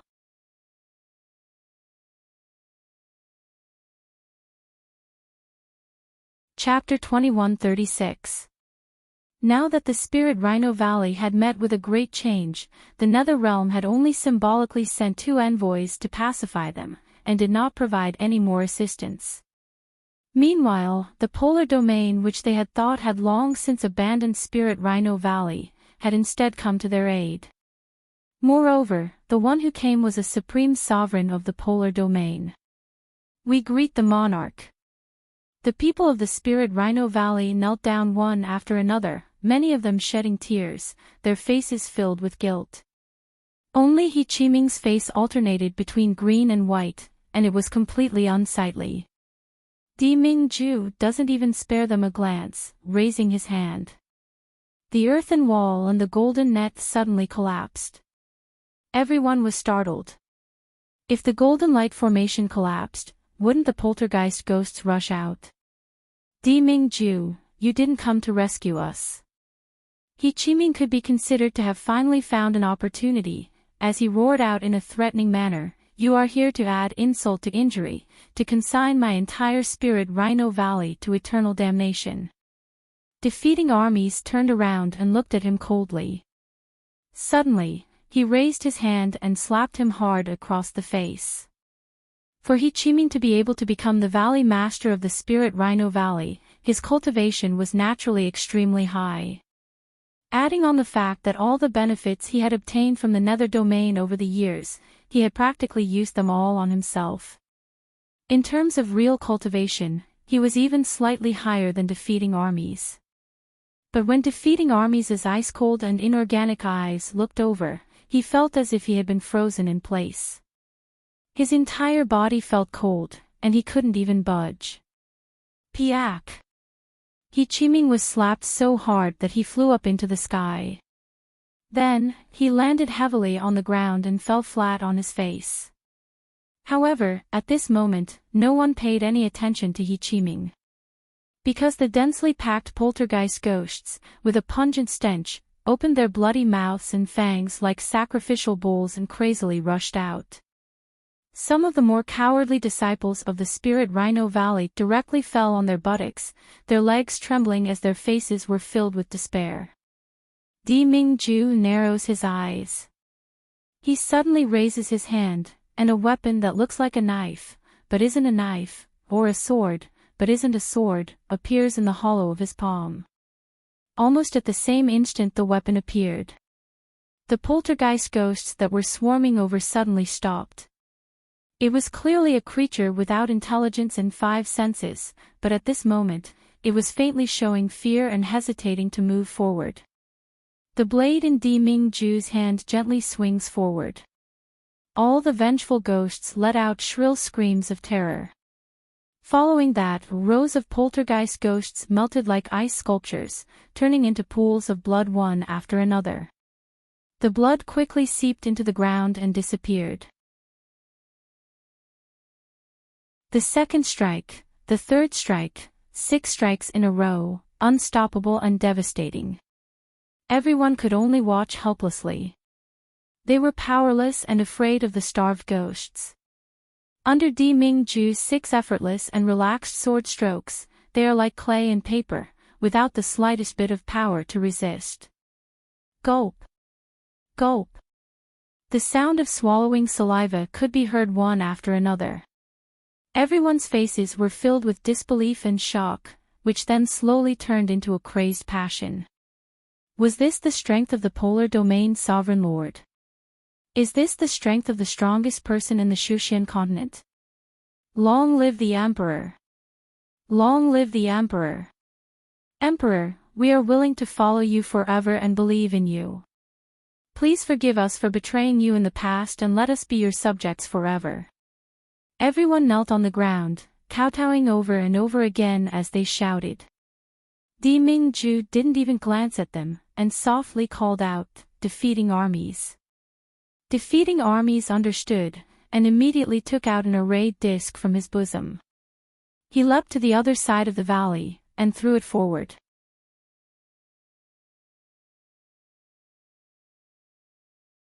Chapter 21:37. A barrier 100 times stronger than the golden array just now completely sealed off the other end of the valley. The people of Spirit Rhinoceros Valley gathered around Deming-ju, asking worriedly, "Monarch, what should we do? Should we completely abandon Spirit Rhinoceros Valley? Turn this place into a forbidden zone?" Were the poltergeist ghosts that Deming-ju had just killed dead? Of course not. These poltergeist ghosts, unless they were all killed in one go, leaving not a single one alive outside the barrier. Otherwise, they would resurrect infinitely many times by the side of the barrier. And each resurrection of the poltergeist ghosts would be stronger than the last. The poltergeist ghosts within the barrier would continue to pour out. There was no end to killing, no end to exterminating. This was the truly terrifying aspect of the poltergeist ghosts. If there was really no other way, then the only way was to use a great array to completely seal off this area, slowly draining the spiritual energy and immortal energy within, turning it into a forbidden zone. But even so, the poltergeist ghosts would not die, only turning into blood that seeped into the ground. When spiritual energy flowed in, they would immediately resurrect. And at that time, the poltergeist ghosts that everyone would have to face would be several times or even more than before. He Chiming suddenly said with some flattery and ill intent, "My Spirit Rhinoceros Valley's hundreds of years of business, how can we casually abandon it? Monarch is so powerful, one person and one sword can kill all the poltergeist ghosts, don't you think so?" The moment he said this, not to mention those cultivators who came to help. Even the disciples and elders of Spirit Rhinoceros Valley cast looks of disgust and shock. Elder Du of Spirit Rhinoceros Valley, who had the fiercest temper, said rudely, "He Chiming, if not for you and those bastards of the Nether Domain breaking the barrier, how could so many poltergeist ghosts come out? Right now, there are at least hundreds of thousands of poltergeist ghosts in the back mountain. You actually want Monarch to take the risk alone? What kind of heart do you have? If you are so capable, why don't you go in yourself and kill all the poltergeist ghosts?" He Chiming's face twisted, unable to say a word for a long time. Raising his head, he trembled all over as he met Monarch Ming-ju's icy blue eyes, unconsciously kneeling down. "Monarch, Monarch, I definitely do not have such intentions, I only admire Monarch's strength and omnipotence. Thank you, Monarch, for coming to the rescue of Spirit Rhino Valley today. This subordinate is willing to lead Spirit Rhino Valley back to the polar domain." As he spoke, he even raised his head and used his old face, which had been beaten up by defeating armies, to reveal a flattering smile. However, as soon as she raises her head, she meets Deming-ju's condescending eyes that seem to be able to see through everything. He couldn't help but shiver. That clever mouth of hers could no longer utter a single word. "Valley Master He, have you forgotten how you swore that you looked down on the polar domain and wanted to join the Nether Domain more than 10 years ago? Now that your new master has abandoned you, you want to return to the polar domain while wagging your tail? Do you think the polar domain is your home? You think you can come and go as you please?" A loud voice came from behind them, and everyone turned to look. They saw that Deming-ju's trusted aides, Han Yi, Ying Mei, and Xing Lang, all walk forward and kneel down in front of Deming-ju. "We pay our respects to Monarch." Just a moment ago, Deming-ju's expression didn't change when facing tens of thousands of poltergeist ghosts, and he was indifferent to He Chiming's disgust. The moment he sees Xing Lang, the pupils of his eyes suddenly contract. "Xing Lang, why are you here?" Xing Lang shrinks back a bit. He reveals a cautious and anxious expression. "Jun Shang, this subordinate heard that you risked your life, your precious body. How could you set foot in such a dangerous place? It would be better to let this subordinate do this. You can go, and accompany Miss Jun."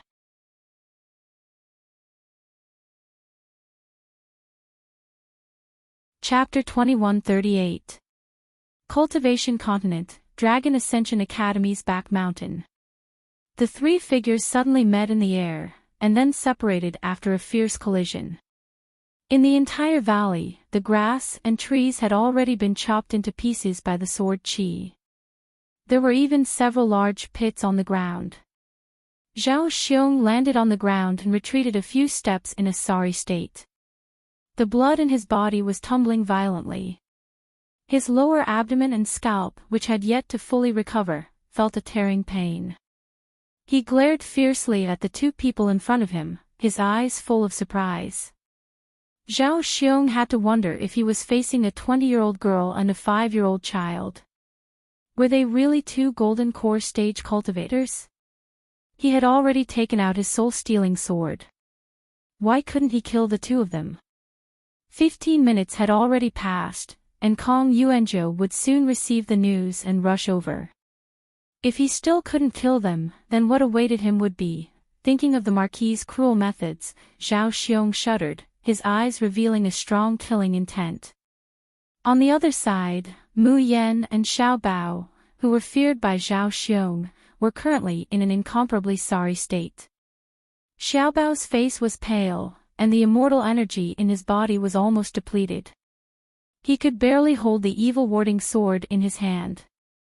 Mu Yan had been protecting Xiao Bao during the battle, so her injuries were naturally more serious than hers. His snow-white clothes were stained with bloodstains. Xiao Bao, return to the space, Mu Yan said in a deep voice. An unwilling expression appeared on Little Treasure's face. He wanted to shout for Xiao Bao to stay by his mother's side to protect her. But when he saw the bloodstains on Mu Yan's body, he swallowed the words that came out of his mouth. Her small hands gripped the hilt of the Bixia sword tightly, and tears almost rolled out of her icy blue eyes. But in the end, he still swallowed his words. Xiao Bao nods affectionately, and steps towards Mu Yan. Mu Yan looks down at Xiao Bao, who looks like he's about to cry. She reaches out and gently rubs the top of his head. Xiao Bao, you did very well. Xiao Bao really did a good job. If it weren't for Xiao Bao and the evil warding sword, Zhao Xiong wouldn't have consumed so much spiritual energy. Furthermore, he wouldn't have been forced by Xiao Bao to return to help her several times when he was about to severely injure her. Mu Yan knows that as time goes on, Zhao Xiong might have to risk his life. She was going to fight with her life on the line. On the other hand, the only thing that could allow her to fight with her life on the line without any worries was to ensure little Bao's safety. Mother. Xiao Bao tugged at her finger. Even if he did his best to suppress it, tears still rolled down from his eyes. Why didn't father come to help us? Little fool. Mu Yan gently wipes away his tears. Daddy also has very important things to do. There are many people that need to be protected. We can miss Daddy, but we can't be a burden to Daddy, understand? Loving someone isn't about relying on him or giving in to him. Instead, it's about working hard to make yourself and the other person better. You are father and mother's favorite and proudest son. Xiao Bao listens in a daze, but when he hears Mu Yan's last sentence, he nods heavily. But when he thought of the bad people his mother had to face, he couldn't stop his tears from rolling down his cheeks. Mother, don't get hurt. You can't leave me. Mayan hooks up the corners of her lips, revealing a disdainful smile. Of course, mother is also Xiaobao's proudest mother. How could she be defeated? How could she leave her dearest baby and leave him all alone?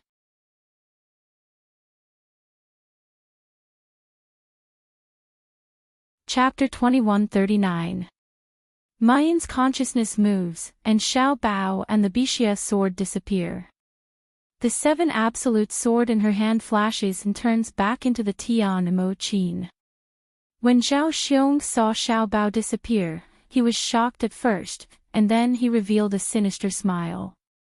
So you still have a portable space on you.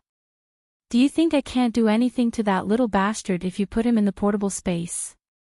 As long as I kill you, that little bastard will have nowhere to run. His slender fingers lightly pluck the Tian Imo Chin, and the spiritual power between heaven and earth seems to shake. That will depend on whether you have the ability to kill me. Zhao Xiong laughed heartily. You, that little bastard, and the Bixia sword were no match for me even if you joined hands. Now you're alone, aren't you at my mercy? Yi Liangqin, I advise you to surrender yourself if you know what's good for you. That way, you will still be able to live. Otherwise. Before he could finish his words, the Tian Imo Chin explodes with the sound of a powerful army. Countless blades flew towards Zhao Xiong at lightning speed. Sound blade, 10,000 swords attack. Zhao Xiong looked at this rain of swords that filled the sky, but he snickered and did not take it seriously at all. With a light wave of the sword in his hand, he was about to disperse the sword rain. The melodious sound of the zither rang in his ears. Zhao Xiong did not take it to heart at all. Unexpectedly, the hand that was wielding the sword suddenly stopped. He was unable to move. What was going on? Prison drawing ground, activated. There was a trace of surprise in Zhao Xiong's eyes. The spiritual power in his body surged, and he easily broke free from the shackles of drawing ground imprisonment. Disdain welled up in his heart, and he completely disregarded the tens of thousands of swords that attacked him from the sky. With a light wave, the hundreds of swords instantly disappeared as if they were vaporized. However, in the next moment, an invisible sword chi shot out from the place where the sword blade had disappeared. Zhao Xiong was caught off guard and had no time to dodge. He could only gather his spiritual energy and push. Bang! His one zhang strike landed on solid ground, breaking two of his opponent's ribs. But at the same time, from his lower abdomen, the wound that had just healed with medicine not long ago, came a heart-wrenching pain again. Zhao Xiong screamed and sent him flying with another palm strike. However, as soon as the opponent was sent flying, he immediately rushed back. At the same time, the melodious sound of the zither kept ringing in his ears. The sound of the zither was very melodious, but it made Zhao Xiong restless. And Mayan's fighting style makes Zhao Xiong tremble with fear. In that sneak attack just now, Mayan used the method of injuring the enemy by 1,000, and injuring herself by 800. Now, every single move was risking his life. It was true that Zhao Xiong injured her every time they fought, but the injuries on his body were also increasing. Especially the wound on his lower abdomen, the tear was even bigger. Almost touched his dantian. Lunatic. This woman was a lunatic. Which golden core stage cultivator wouldn't use dodging and delaying tactics against a leaving aperture stage cultivator? Instead, he would fight with his life on the line. Was she really not afraid of death? Could it be that in order to protect that little bastard, in order to make Kong Yuanzhou rush over to kill him, she really didn't want her life anymore? Zhao Xiong's heart gave birth to an indescribable fear and withdrawal. Facing a golden core cultivator, he actually showed signs of retreating. His slight hesitation is immediately caught by Mu Yen. Boom! The starry domain, accompanied by the sudden high-pitched sound of the zither, instantly covers the entire valley. The 7 absolute swords are wrapped in a stormy sea of murderous intent, madly rushing towards Zhao Xiong. Puchi! This is the sound of a sword piercing flesh.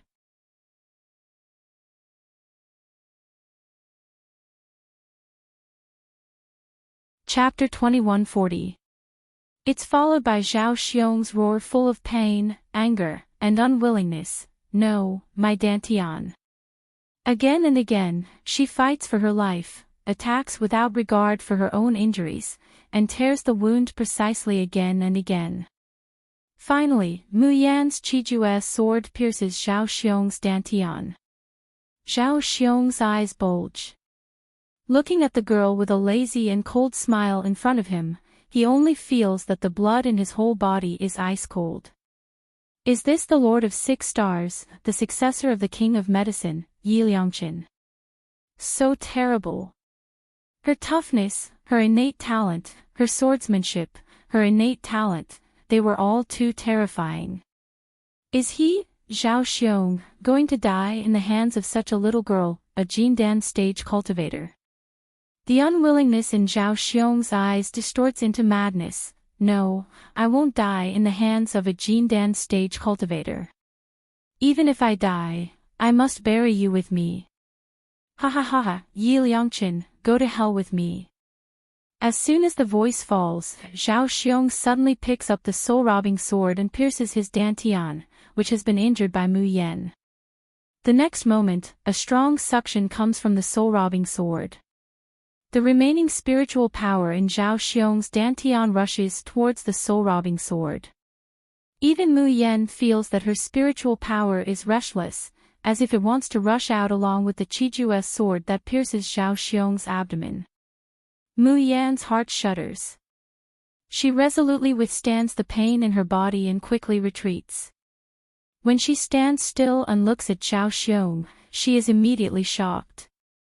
She sees that Zhao Xiong's body, which was a little round and fat just a moment ago, is actually only skin and bones in a flash. From his open mouth, there is a painful gasp. 2 bloodshot eyes look like they were about to pop out of their sockets. But after a few breaths, a large amount of black gas suddenly rushes out of the soul-robbing sword and wraps Zhao Xiong, who is like a mummy. The black gas slowly dissipates, leaving a face that is uglier than a malicious ghost, and crimson eyes without reason, only the desire to kill. He, Yi Liangqin, your time of death has come. Mu Yan's pupils shrink, and she slowly says, demonic cultivator. Niangqin, you promised Xiaobao that you wouldn't die. Whoa. Niangqin, you're lying. Jun Mayan, scoundrel, let me out. Jun Mayan, I'm begging you, you'll die if you go on like this, mother, Xiaobao is scared. Don't abandon Xiaobao, Mu Yan shakes her head, forcing her thoughts to focus. The hand holding the 7 absolute sword was stained with blood. It was cold as if it no longer belonged to him. Zhao Xiong, who had already turned into a demon, soared into the sky, playing with her like a cat playing with a mouse, torturing her while letting out ear-piercing laughter from time to time. However, apart from being carefree, this laughter was also filled with a deep-rooted resentment. Yi Liangqin, it's all because of you that I have to expose my identity as a fallen evil, and I can never turn back. Kong Yuanzhou will be here soon. From now on, I will be like a street rat with no place to hide. All of this is because of you, you bitch. I'm going to torture you to death bit by bit. Then, I'm going to break every bone in your son's body. I'm going to swallow his flesh. Ha ha ha, just wait for the little bastard to meet you in hell. Swallow his flesh and blood one mouthful at a time. Zhao Xiong's voice is like a hammer, hitting Mu Yan's mind fiercely.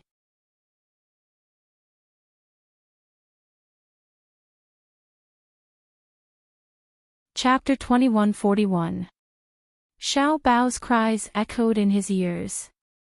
His eyes, which had already lost focus, gradually gathered a light that was even more dazzling than the scorching sun. In the Tian Mo Qin space, the dragon abyss sword that Luo Yunxiao gave her makes a buzzing sound. In the sky, countless spiritual powers seem to have been summoned by something, surging towards Mayan. A multicolored light flashes from Mayan's body. Vaguely, a huge bright moon appeared behind her.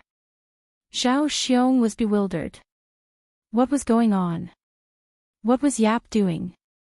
Soon, Zhao Xiong knew what the person opposite him was doing. She was advancing. That's right, the girl who was originally at the first level of the Golden Core realm was now climbing towards the second level of the Golden Core realm.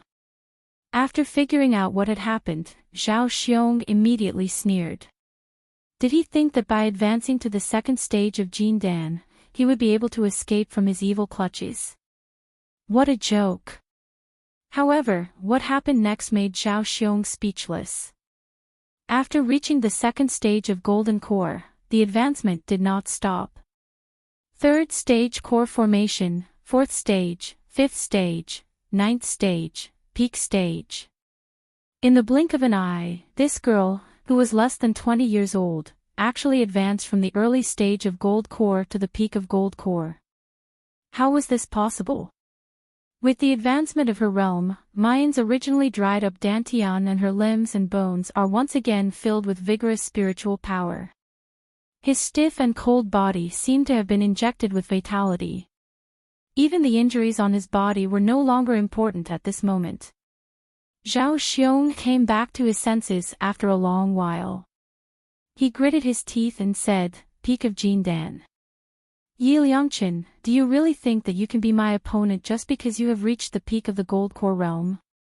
In my eyes, the peak of the Gold Core realm is the same as the beginner level of the Gold Core realm. They are just ants that I can trample to death at any time." Under the moonlight, the young girl raised her pale lips. The smile on her blood-stained face was faint, but it was as if she was a king overlooking all living things. Whether it's the same or not, we'll know once we try. Xiuxian Continent. Di Mingju fiercely wrinkles his brows, looking at Xing Lang with a gaze that seems like he wants to skin him alive. Star Wolf's entire body trembled, but he still stubbornly refused to budge.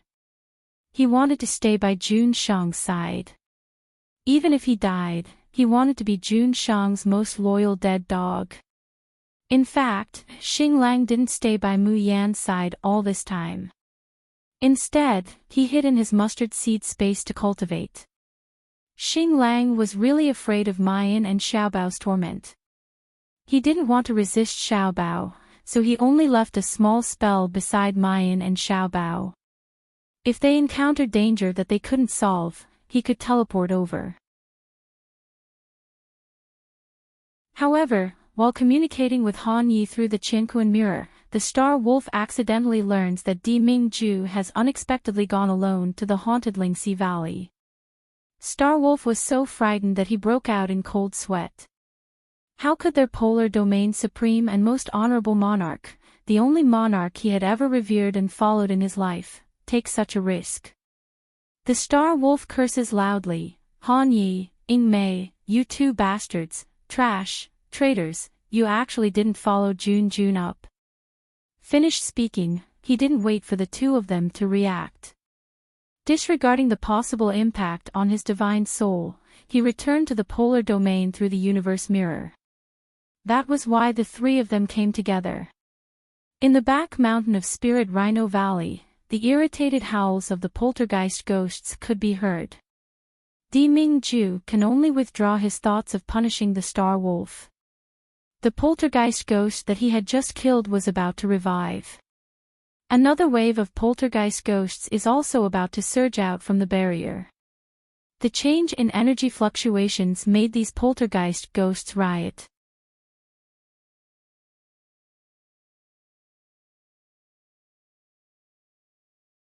Chapter 2142. He Qiming's eyes revealed anxiety and panic as he said with a sheepish smile, "Imperial Lord, if we let this batch of poltergeist ghosts revive, another wave will surge out of the barrier.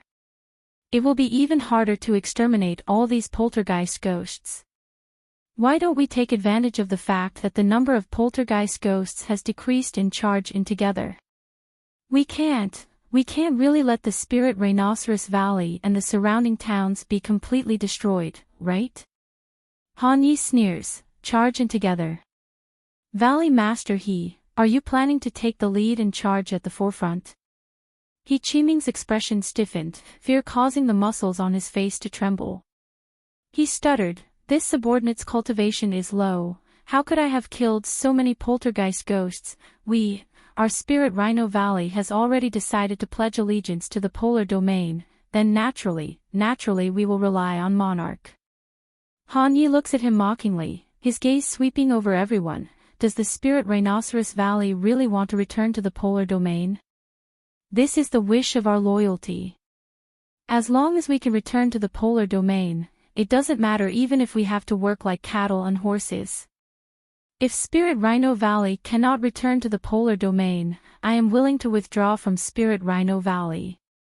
Resolute voices rose and fell from the surroundings. Some of them even shouted out loud, I'm willing to serve the Emperor as my master for the rest of my life. If I betray you, I will be consigned to eternal damnation. In fact, the Spirit Rhinoceros Valley originally belonged to the polar domain. In their hearts, there was only Di Mingju, this king. The people of the Shushan continent had a long lifespan, so how could they forget something that happened more than 10 years ago? Now that they are in danger, Di Mingju has come to their rescue.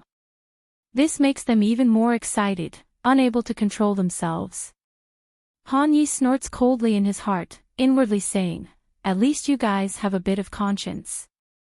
However, on the surface, he said coldly, the Spirit Rhinoceros Valley can return to the polar domain, but others can return to the polar domain, but He Qiming definitely cannot. He Qiming was dumbfounded. What do you mean? Am I the Valley Lord of the Spirit Rhinos Valley? He Qiming, do you take us for fools? When Xing Lang faces Di Mingju, he's trembling with fear and can't even speak properly. But when it comes to other people, his fighting power immediately goes off the charts. Back then, in order to curry favor with your new master, how many bad things did you say about Di Jun behind his back? Now that your new master has abandoned you, you want to return to the polar domain. Keep on dreaming. Either the Spirit Rhinos Valley changes its valley master, or the entire Spirit Rhinos Valley scram from our polar domain. After the poltergeist ghosts are expelled, we will take back all of this territory. He Qiming was so angry that his entire body was trembling. You must be joking. Spirit Rhino Valley is my He family's. Before he could finish his words, the people from the Spirit Rhino Valley had already shouted without hesitation. Change the Valley Master. Change the Valley Lord. The calamity of the poltergeist ghost this time was caused by this He Qiming. He is not fit to be our Spirit Rhino Valley's Valley Master. Change Valley Master and return to the polar domain. He Qiming was about to go crazy. Because in the entire Spirit Rhino Valley, there was not a single person who supported him. In fact, after that, everyone began to make arrangements on how to exterminate the poltergeist ghosts and how to seal the spirit formation. No one bothered with him anymore. With the addition of Ying Mei and the other two, as well as the unity of the people from Spirit Rhinoceros Valley, coupled with Di Mingju's incomparably tyrannical and unstoppable fighting strength, the hundreds of thousands of poltergeist ghosts in the back mountain were actually almost completely wiped out in a short period of time. Di Mingju stands in front of the barrier, the divine power in his body surging. Little by little, his divine sense wrapped around the broken enchantment barrier. The weakening of the barrier every few years was impossible to repair. However, the barrier of the Spirit Rhino Valley was clearly damaged by someone.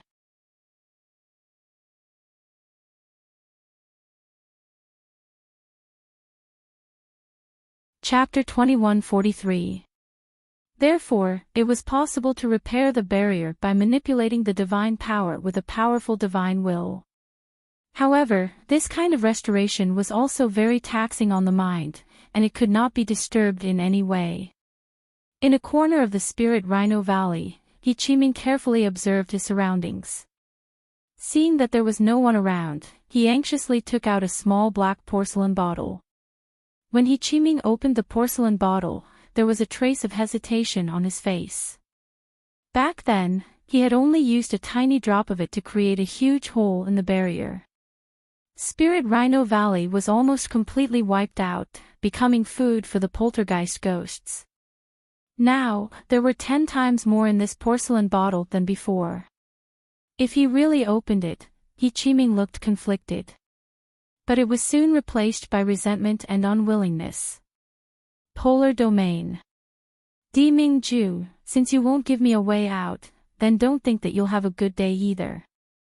Ha ha ha. Since the Spirit Rhino Valley no longer belongs to me, then all of you can go and die. Thinking of this, Qiming no longer hesitated and opened the small porcelain bottle. Almost as soon as the lid was opened, a ball of red liquid rushed toward the barrier like a living creature. Qiming's eyes shone. Eat, eat, eat. This is the best fodder for you beasts. After eating this fodder, you will become even more powerful. I want to let those people from the polar domain know the consequences of offending me, Qiming. It wasn't that he didn't know that the person who gave him the feed had ill intentions and was just using him as cannon fodder to die. Before this, he had been very cautious when using it.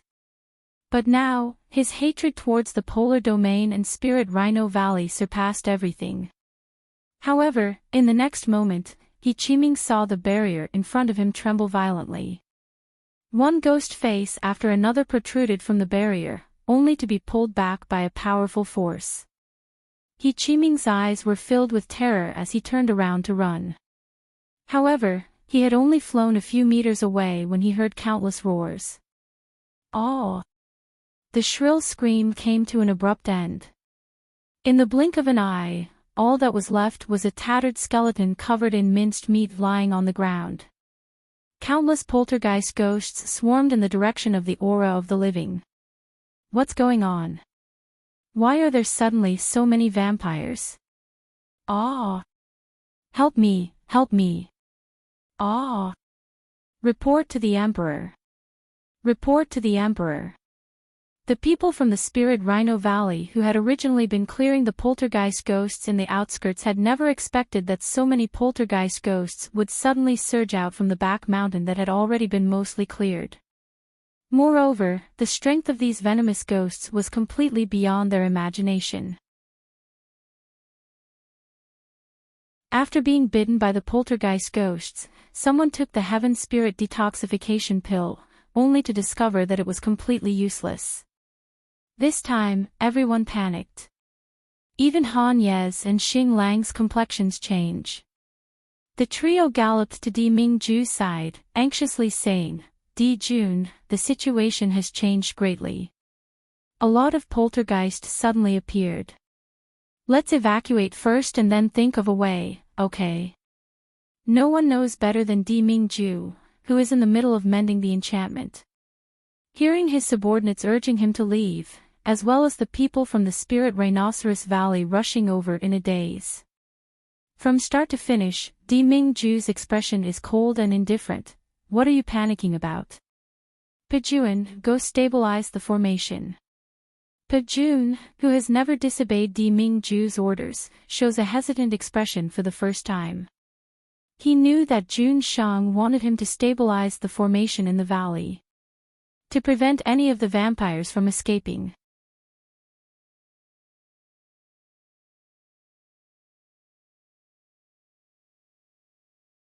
Chapter 2144.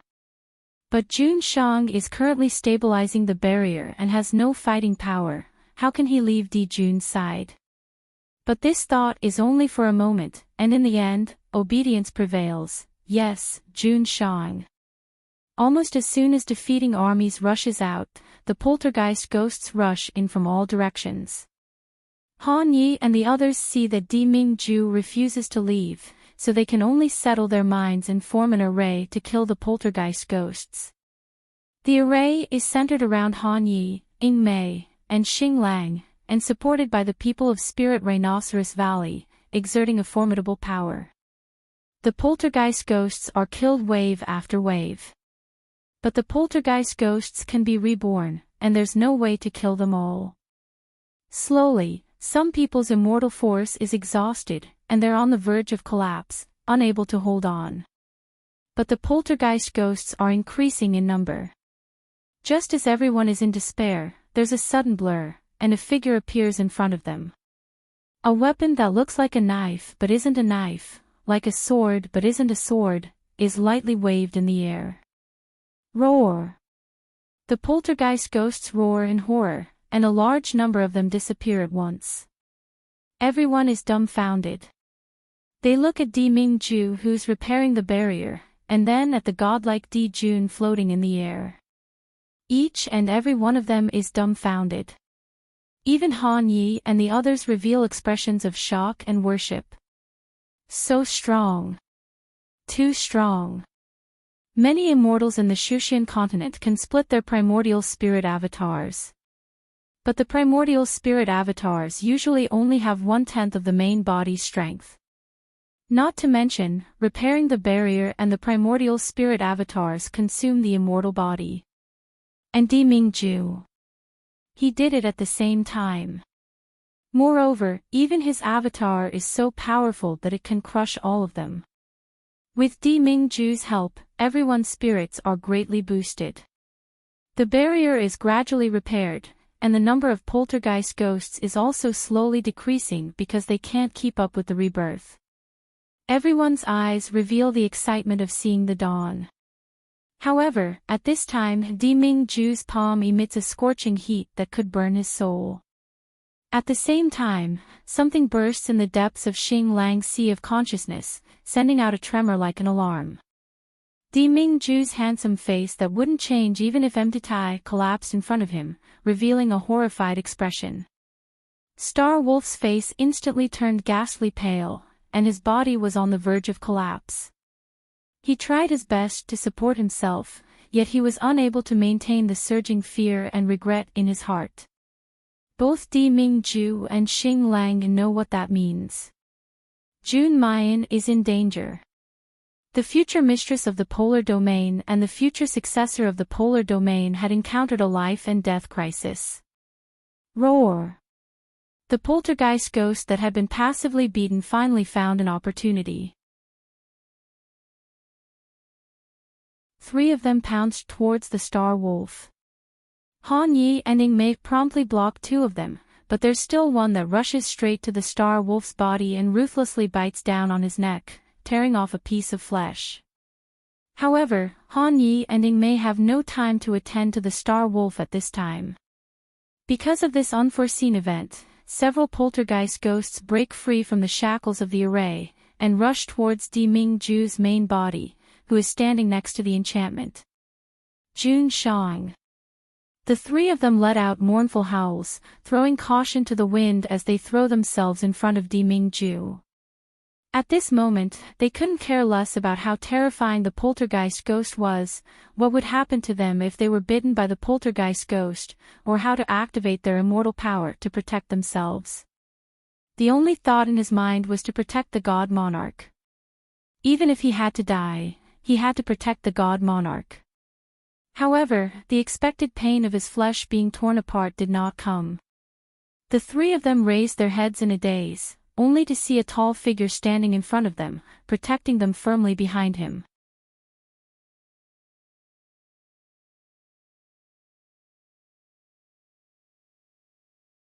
Chapter 2145. He thought back to all these years. This person was clearly a high and mighty emperor, but he always protected them, pampered them, and never let them suffer the slightest harm or grievance. Jun Shang.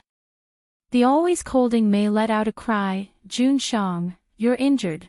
They see that Di Mingju's right hand is holding a sword to protect them, while his left hand is maintaining the restoration enchantment, unable to budge. One of the poltergeist ghosts tore off a piece of his flesh. Bastards, you dare to hurt the Emperor, I'll kill you. I'll kill you all. Star Wolf was simply insane. He did not care that using immortal energy might cause the poison to spread. He crazily swung his blade at the poltergeist ghost. However, just by looking at his face, one could see that his face was covered in tears. Endless regret gnawed at his heart like a poisonous snake. Why did he leave Miss June? Why did he leave Little Master? If he hadn't left, Jun Shang wouldn't have been distracted at all, and he wouldn't have been bitten by a venomous ghost to protect them. He, Star Wolf, was a sinner. An unforgivable sinner. This batch of starved ghosts seemed to be different from the previous ones. The poison in their teeth could not be cured with the Heaven Spirit detoxification pill. Moreover, it seems to have gained a bit of spiritual wisdom. After injuring Di Mingju, it immediately lets out shouts of joy. The vampires who died last time had been resurrected. More and more malevolent ghost faces, the rotting stench of death, surrounded the despairing Spirit Rhino Valley people. Di Mingju slowly withdraws his divine sense from the barrier. He had originally wanted to repair it completely to prevent any future problems, but now it seemed that it was still too difficult. He gently squeezed his burning left hand that was hanging by his side. For a moment, he felt as if something was tugging at his heart. It made him want to rush to the cultivation continent to protect his wife and child. Divine power was already surging in his body. But at this moment, the young girl's clear and melodious voice once again resounded in his mind. "I'm not a daughter flower that attaches itself to you. Even if I die with you, it's impossible for you to stay by my side and protect me at all times. Di Mingju, trust me a little more. I'm the wife you've chosen, the woman who's going to stand by His Majesty's side." Di Mingju suddenly closes his eyes, then slowly opens them again. The burning passion and anxiety in his heart slowly cooled down, turning into a deep-rooted gentleness and deep affection. From the moment the two had pledged their love until now, Mayan had been working hard to verify the words she had said. His wife was so outstanding and powerful, how could he fall behind her? He is the man who wants to stand by June Mayan's side. Wave after wave of ghouls surged forward, bringing with them a bloodthirsty and tyrannical desire to kill and devour. The people of Spirit Rhinoceros Valley, including Ying Mei and Han Yi, have all sunk into despair. Just at this moment, a ray of light suddenly shone from the back mountains of the Spirit Rhino Valley. Everyone was taken aback and looked up in unison. The swarming and roaring poltergeist ghosts also seemed to be shocked by something, and all of their movements suddenly froze. In the next moment, the entire valley, the barrier, and even the celestial chi in the entire cultivation continent began to fluctuate violently as if they were swept up by a gust of wind. In the back mountain of the Spirit Rhino Valley, everyone's eyes were wide open as they stared at the figure in the sky, their faces filled with shock, unable to make a single sound. In the sky, a blood-red sun slowly rose into the sky. Wherever the multicolored light went, it was as if the king had arrived. All things submit, all living beings bow their heads. Under the illumination of the rising sun, the poltergeist ghosts that were still fiendish just a moment ago seemed like they were about to be melted, letting out mournful howls.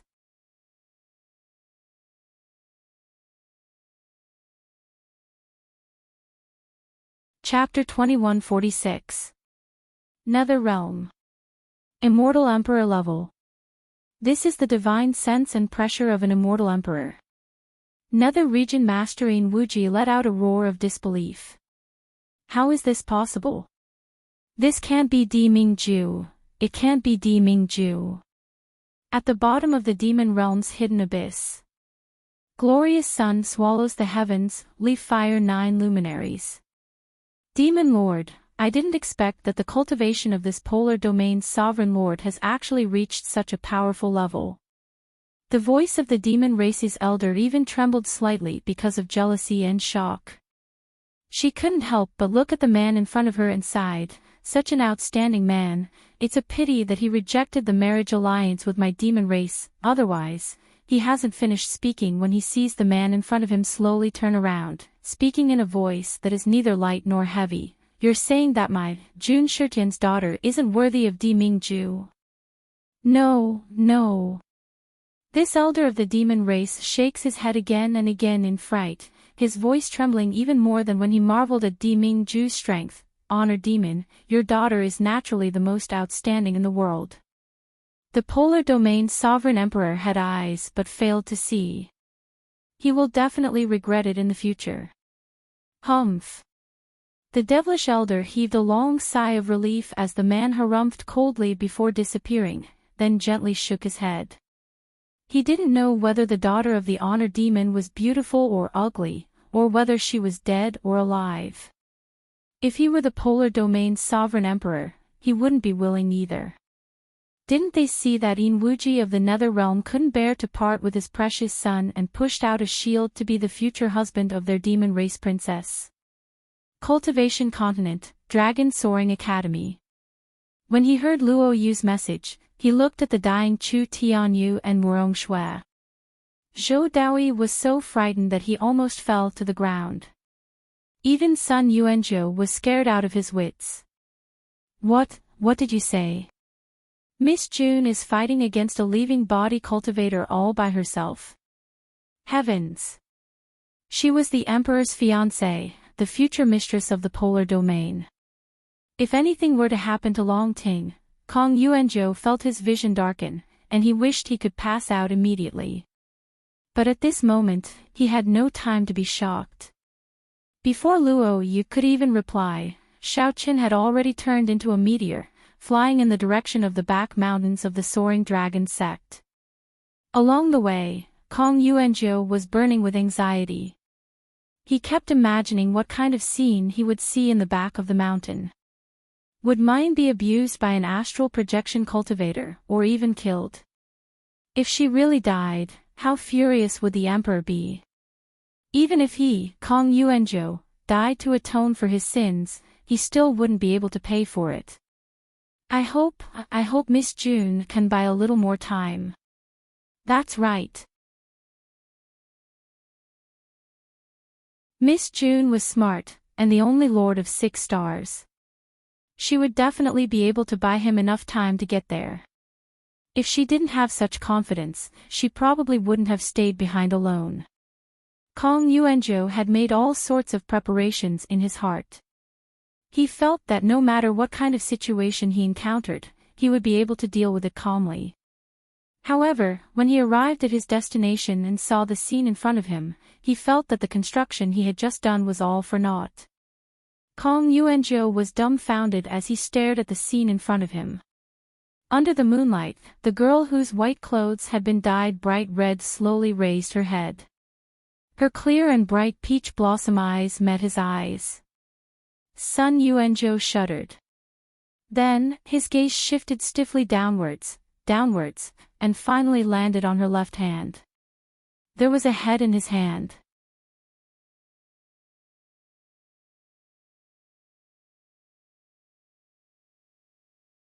Chapter 2147. Blood was dripping from the bottom of the skull. Not far away, on the grassland riddled with holes, lay a headless body.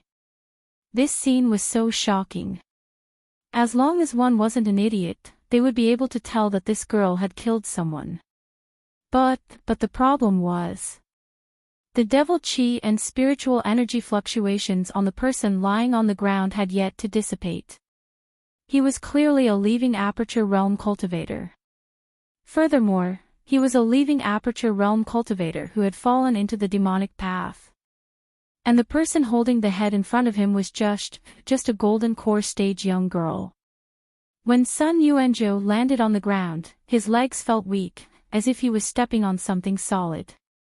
On the contrary, it was Mu Yan who spoke first. Dean Kong, many thanks for coming to our rescue. I'm guessing that Zhao Xiong's accomplices will be summoned soon. I'll need Dean Kong's help in the following matters.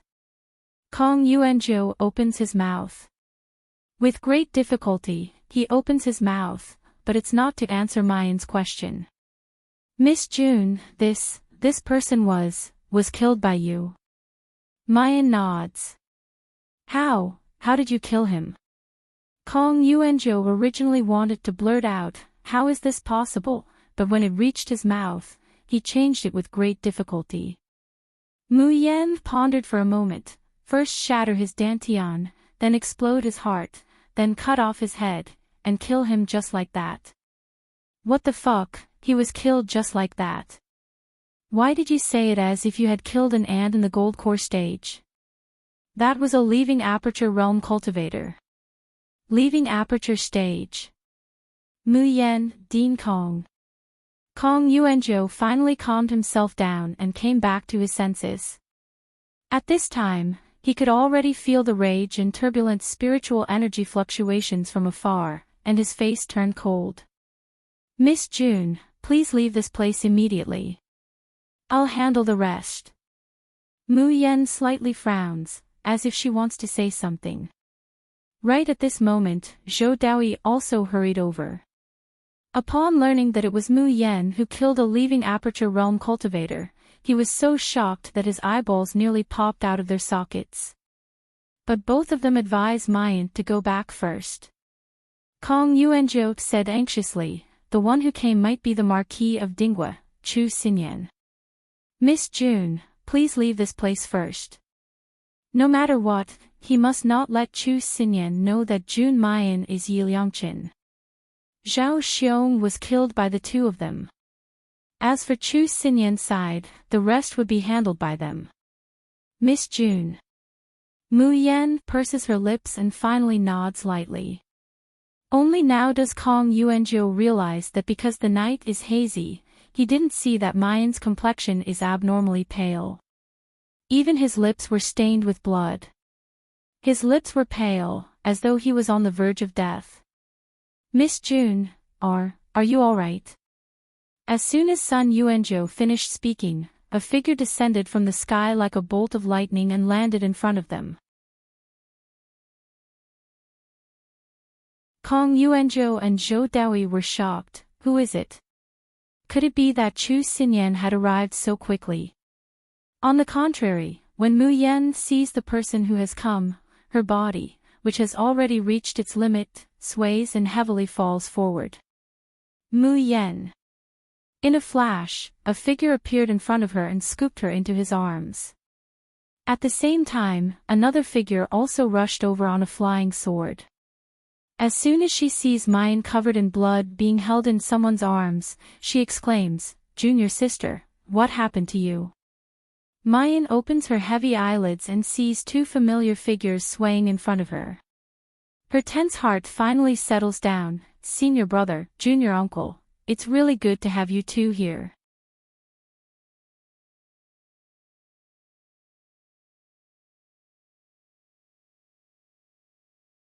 Chapter 2148. Mu Yen knows that she has too many secrets on her body. Shen musician, Qi Huang, the fat rabbit, all of these can't be exposed. Most importantly, there's still her Xiao Bao. Once she dies, everything in the space, the secret of the Tian Mo Qin, everything will be exposed. How can she allow it? In the battle with Zhao Xiong just now, Mu Yen really exhausted the last trace of her divine sense and spiritual power. At this moment, she's weaker than a 5-year-old child. Anyone, as long as they covet her secrets, want to rob them, want to kill them, she won't even have the slightest power to resist. And at this moment where she doesn't have the slightest power to protect herself, apart from Di Mingju and Xiao Bao, the only one she can trust are these close relatives.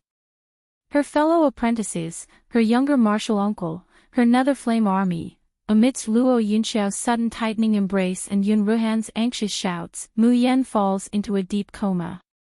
This time, Mu Yen is unconscious for 10 days and 10 nights before she wakes up. As soon as she opens her eyes, she sees Xiao Bao curled up beside her like a wounded cub. His eyes are closed, his long eyelashes lightly trembling with drops of water on them. Even if he's asleep, his little hands are still tightly clutching the hem of her clothes. Mu Yan's heart suddenly clenches, it's so painful that she can hardly breathe. This kind of sleeping posture, this kind of uneasy appearance, has not appeared on Xiao Bao for a long time. In the past, when the two of them were in the cave, Xiao Bao felt insecure like this. Unless he's next to her, leaning against her, he would curl up into a ball, trembling incessantly. Mu Yan lovingly picks him up, and gently kisses his wet eyelashes. The long, butterfly-like eyelashes flutter a few times, slowly lifting up, revealing a pair of beautiful eyes like blue glass beads. Xiao Bao, I'm sorry, Nyangqin made you worry. Xiao Bao stares at Mu Yan in a daze, suddenly flattening his lips. He doesn't make the slightest sound, but tears roll down with pitter-patter. The hand clutching Mu Yan's clothes doesn't loosen, but trembles fiercely. This kind of silent crying, this kind of appearance of being infinitely wronged yet enduring and unwilling to vent, makes Mayan's heart clench into a ball. She hugged Xiao Bao tightly in her arms and said in a hoarse voice, Xiao Bao, don't cry. It's Mother's fault. Mother will apologize to you, okay? Mother. Mother is very good. Mother is the best. Xiao Bao sobbed, Mother defeated the bad guy, Mother didn't abandon Xiao Bao. But Mother, Xiao Bao. Xiao Bao was really scared. At that time, Xiao Bao really thought Mother was going to abandon Xiao Bao. I won't. Mu Yan wipes away the tears on his face and softly says, to Nyangqin, Xiao Bao is the most important and most treasured treasure. How could Nyangqin be willing to abandon you? Xiao Bao burrowed into her bosom and hugged her tightly.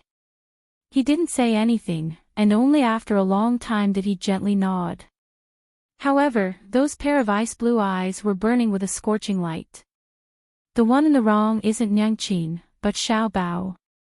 Xiao Bao was too weak, so he couldn't help his mother and even became a burden to her. In Xiao Bao's mind, the words that Di Mingju once said to him in private, making him make a choice. At that time, he chose to refuse without hesitation. But now, he wants to see his father as soon as possible, he wants to tell him that he has changed his mind. After crying for a while, Xiao Bao returns to normal. Baidu search the UC Book League website, letting you experience the latest and fastest chapters, all of which are updated in seconds.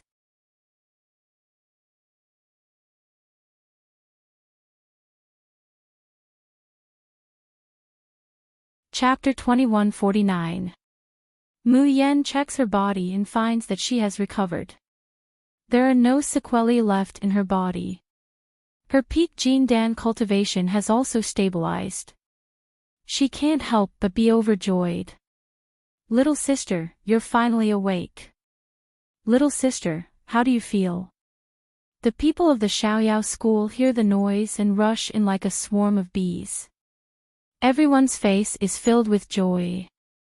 Only Luo Yu's face is still a little pale, which is completely different from his usual lively temperament. He quietly kneels by Mu Yan's bed, some emotions that were originally absent in his eyes. Unfortunately, he doesn't have time to say, "Sixth sister, I'm sorry." Mu Yan snappily says, I just comforted Xiao Bao. Don't tell me you want me to comfort you again. Xiao Qi, look at how old Xiao Bao is. How old are you? Xiao Bao says coldly, Xiao Bao is 5 years old. I'll be 6 soon. After a pause, he says awkwardly, Xiao Bao has grown up. He doesn't need mother to comfort him. Xiao Qi, do you need it? Luo Yu opens his mouth, his belly full of sadness, guilt, and melancholy had all been washed away. Okay. When did he fall to the point of being looked down upon by a baby? Luo Yu gloomily says, if I wasn't so weak, Sixth sister wouldn't have to. Mu Yan gently touches his head and interrupts him. She also looks at Xiao Bao and the other people of the Xiaoyao school. In this world where the weak are prey to the strong, who hasn't been powerless? Who hasn't been desperate and compromised? It's not shameful to be too weak when you can't beat them. What's shameful is to be immersed in the past and regret and stagnate. We, the people of the Xiaoyao school, don't need such cowardly emotions. Xiao Qi only needs to know that every battle can let us crazily absorb experience and make us stronger step by step.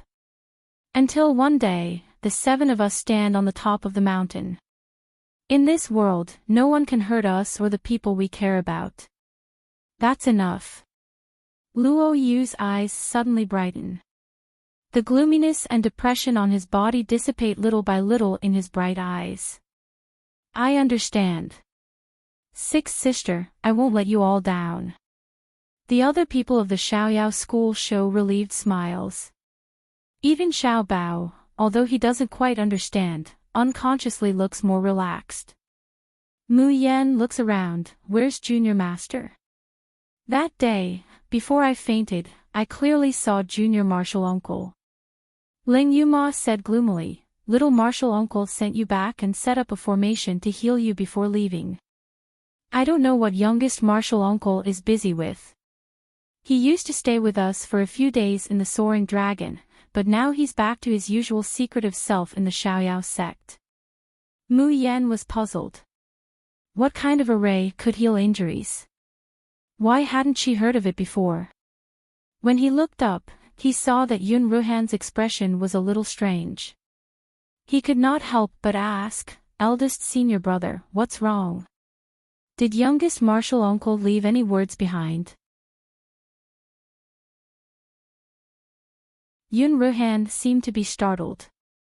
She abruptly turned around and laughed dryly, No, Junior Martial Uncle didn't leave anything behind. Junior sister, you must be hungry since you just woke up. Let's go prepare something for you. Without waiting for Mu Yan's reply, he hurriedly left. Chu Moli thoughtfully looked at Mu Yan, then looked at Yun Ruhan's hurried back. He turned his wheelchair around and followed her out. Under the moonlight, the courtyard of Tianlang Palace appeared to be magnificent and magnificent. You're tuning into the Dreamy Chapters YouTube channel. We're so grateful for your support, and don't forget to subscribe to join us on this incredible journey through captivating stories.